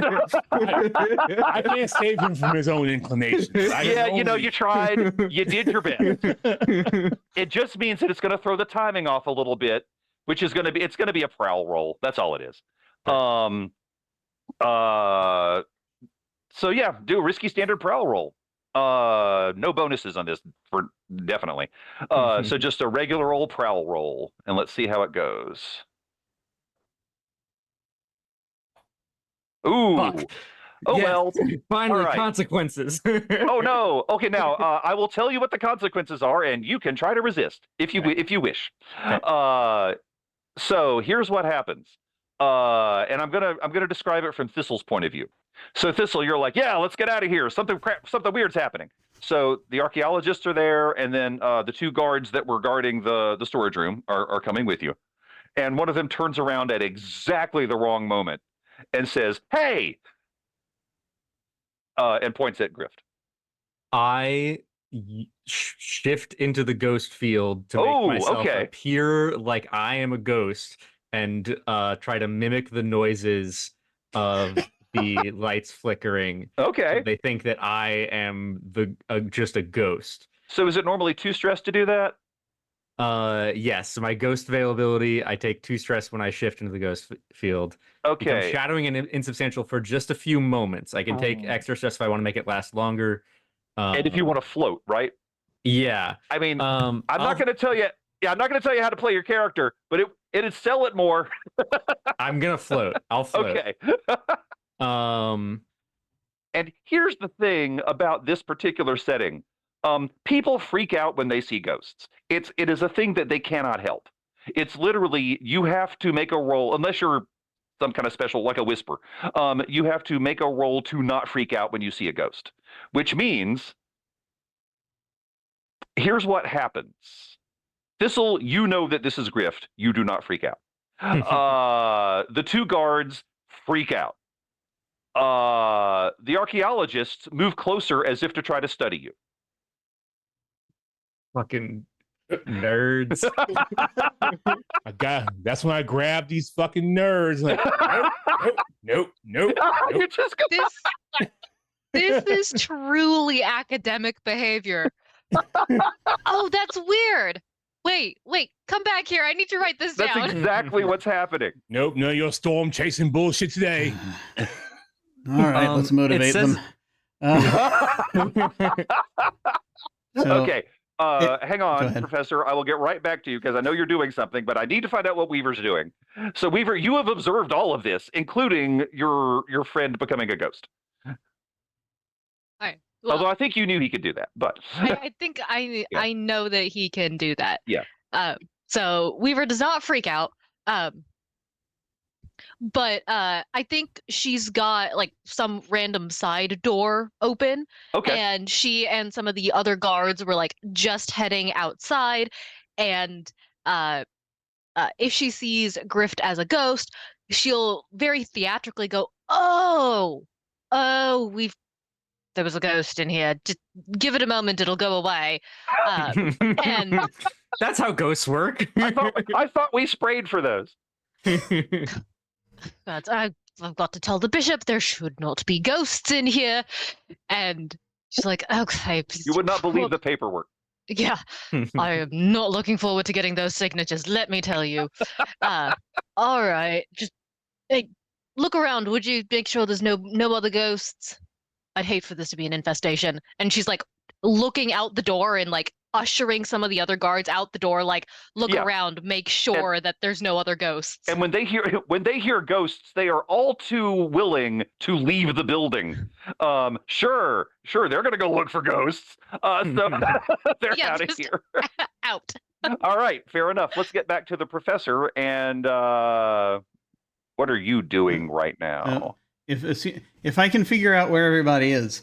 I think that the problem is that we just have these. The only people we have, if I'm hearing right, the only people that we have, the only people we have to worry about are the archaeologists that are that have got their eyes on Grift, right? Right. Okay. So to try to encourage them to realize, oh wait, I'm in bodily danger, I'm going to make a couple of the lights between them and Grift explode. Okay. Just do another tinker roll, and we're back to risky standard. All right, here we go. Can I assist with that by you sure can. Screaming? You definitely can. I'm gonna spend a couple more stress. Okay. because I'm just like, oh, Yeah. I take a stress from assisting. Yeah, you get 1 stress for the assist, which means that you get 1 stress from. I'm sorry, 1 bonus from the stress you spent for pushing yourself. You've got another bonus from Grift helping you, so that's 4 dice total, right? Well, plus my fine tinkering tools, so that'll be. Oh yeah, no, that's 3 dice. Fair enough. Do the 3 dice. Dang, that's a lot of dice. Yep, risky and standard. Here we go. I got a couple of 5s. Still a 5. Now you have a choice. In this case, you know what though? In this case, it's not a harm thing. Oh, okay. Well, you are not harmed. Go ahead. But oh, okay. I know what happened. I have an idea if it comes to it, but go ahead. What's yours? Yours will maybe be better. It's probably actually worse, but also better. Is that at this point I'm like, oh, this generator is not going to be able to take this any longer. I need to get away from here. The generator is possibly about to either shut down or well, first off, you wrecked the generator. But also it renders your listening device useless. Oh no! Not permanently. You're just going to have to repair it. Yeah. But you won't feedback through the ghost field. Yeah, you won't be able to use it. Yeah, you won't be able to use it for the rest of this job by any means. Okay. Because you had it on you and you were doing electroplasmic stuff and it overloaded it. Oh, yeah. All right. Especially with Griff being in the ghost field, so it's like. Yeah. Oh, fair point. Yes. All right, so that means that everyone is clear to flee if you want to, because the only ones that you had left that might interfere were the archaeologists, and they got the message. So the being yelled at by a ghost plus things exploding, they were like, "Oh right, those things can hurt you," and then they also flee. All right. I would like to resume stealing. You have some stuff, which means that like between now and next session, let's figure out what you got. I'm trying to grab something, as usual, the smallest, most valuable thing that I can find. That's what, like anything portable, really. Yeah. Okay, not a problem. All right. In that case, everyone is free to meet at whatever rendezvous spot you have agreed on. And because it's getting late, why don't let's begin next session with downtime, because that's the job. Great job, everybody, by the way. That was fun. So we will, when we start next session, which is going to be in 2 weeks, by the way, because unfortunately I'm not available next time. So between now and 2 weeks from now, we can talk about like what other stuff you might have stolen. Although I kind of like the idea of treating it like gear. It's just every now and then you're like, oh yeah, look at this thing I got from when I was running out of the storage room. Because I like the fact that like Griff legitimately doesn't know what they got. No, Griff, it's just here's a bunch of stuff. I'm out of here. So we'll figure that out. And then also between now and then, I will point everybody towards the downtime sections of the rules, so you can figure out what you want to be doing during the downtime. And we'll get on that, and you can like in the professor's case, I think some healing might be involved, little things like that. But also, never mind. That's for next time. So anyway, that's it for this one, and thanks everybody. That was a lot of fun. You guys had a really good plan, and were able to adapt when it went south. That was great. So nice job. And that's it for me. So I guess, Jim, it's your time. Right-ho. That was awesome. Thank you so much. I really enjoy being able to mess with things and cause lights to explode. This pleases me. So very much looking forward to seeing how things continue as this campaign continues. We're gonna go ahead and go around and do our outros. And feel free to tell folks where they can find you, and plug whatever you like. And any final thoughts you had about this session? And we're going in reverse order, so we are starting with our GM, Brian. Yeah, thanks again. Thanks to all of you that were watching, and also thanks everybody for playing. That was good. I think we're off to a great start. I'm really happy with the way that the characters are working together. And that's it. I liked all the stuff. And we will, like I said, we'll do in downtime next time. And then after that, we will... this is one of those things where the next job is almost certain to be piggybacking off of this job. So we'll also discuss how sometimes what happens is the repercussions from a job decide for you what your next job is. And given that you are already not, the church was already not happy with you, we'll just see where that goes. So thanks a lot. And I really liked it. Did you have anything you wanted to plug, or are you good? I mean, if it's in the chat, just Infectious Enthusiasm is the podcast I'm doing these days. And I'm really happy with it. I do it with my friend Quinn Murphy. And he knows a lot about Pathfinder, and he and I both know a lot about other games. So we talk about, it's about half Pathfinder and then half other games that do some stuff that's similar. Excellent. Awesome. And now we will head over to Hollow. Hey, I'm Hollow. You can find me on Twitter or Blue Sky at Hollow Invective.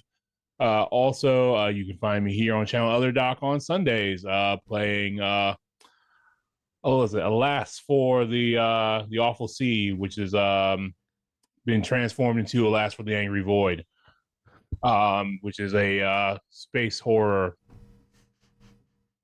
situation. Yeah, it's a fun game. I've been watching it. Where I play a very different character. Yes, a merchant, an excellent merchant. Yes, an excellent merchant who does not rely on cutting people down or jumping them in the middle of the street. No, not at all. That was someone else, clearly. Excellent. Yeah. And it's funny because I hadn't started out as horror, but it is drifting in the horror direction, funnily enough. So it happens. Excellent. And any other final thoughts or anything you wanted to mention before we move on? Nope. We're good? Awesome. We will head now over to Noctua. Hi, y'all. I'm Noctua.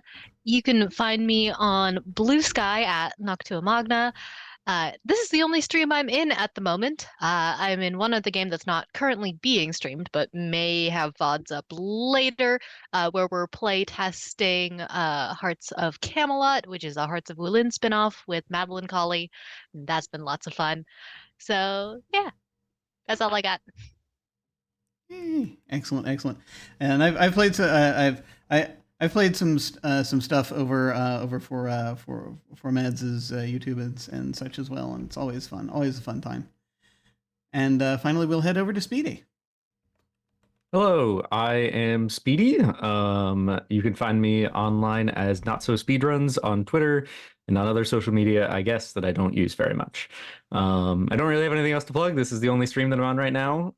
So yeah, that's you can find me on Twitter if you want to see more of me. Excellent. And so let's see. That just leaves me. Who am I? Well, for the moment, I'm Jim Ryan. You can find me at OtherDoc on Twitch, YouTube, and most other social media platforms. Wherever I'm not OtherDoc, I'm Jim Yes That Jim. My website is jimyesthatjim.com, where you can find my Geek Observation podcast and links to my various other podcasts, audio dramas, writings, and such. Down below here on Twitch, you can access my website, social media links, YouTube channel, and various other things. This Sunday, on Sundays, we have in the afternoons, I am running Alas for the Angry Void, and very interested to see one of the Void has been speaking to one of the people to one of the PCs, and so they finally looked into the beyond, and something looked back. So I'm excited to see what happens when they meet up with everybody. So it'll be very interesting. Very interesting. The things are moving. and the void was at least somewhat perturbed at the time that such things were said. So it's possible. It's possible for those wondering who hopes that the void was angry. It's at least perturbed. It may be getting there. It's the boil is happening. The boiling is happening. The boiling point's coming. But then so obviously this we do on Thursdays, but next week we will be out. If Lucci is available and back and from the various getting married things that he was doing, then Thursday earlier in the afternoon we may be playing some more Deadline for anyone who wants to watch us play with text adventure games. But that aside, we'll be back with more Blades in the Dark in 2 weeks, and I cannot wait. I loved this session. This was great. I cannot wait for more. I have signups happening right now. For anyone who might be interested, the link is in chat right now. I'm going to be doing in April some one-shots of It Came from the Late Late Late Show. It's a game from the late 80s and early 90s. Where basically people play actors playing characters in terrible B movies, it's a lot of fun. I'm just keen to finally. I was gonna run it like about 4 years ago, and finally I'm getting around to it. That's how it goes. Yeah, that's what happens. That's what happens. So I'm doing a series of one shots of that next month. If anyone's interested in that, feel free to. Go down below on Twitch and click on RPG sign up, or go to jimmyyesthatjim.com and click on game sign up. As always, beginners are welcome. When we hit the end card, we're probably going to send a raid over to somebody. We've got a few different candidates. People are streaming. Lollygaggers, Dice Lore, Dorktales. They're all doing stuff. So we'll probably go say hi to somebody. Feel free to hang on if you're so inclined and say hi to them with us. That again will be when we hit the end card. In the meantime, folks, thank you all very much for watching. Take care, and we will catch you next time. Thanks a lot. Farewell.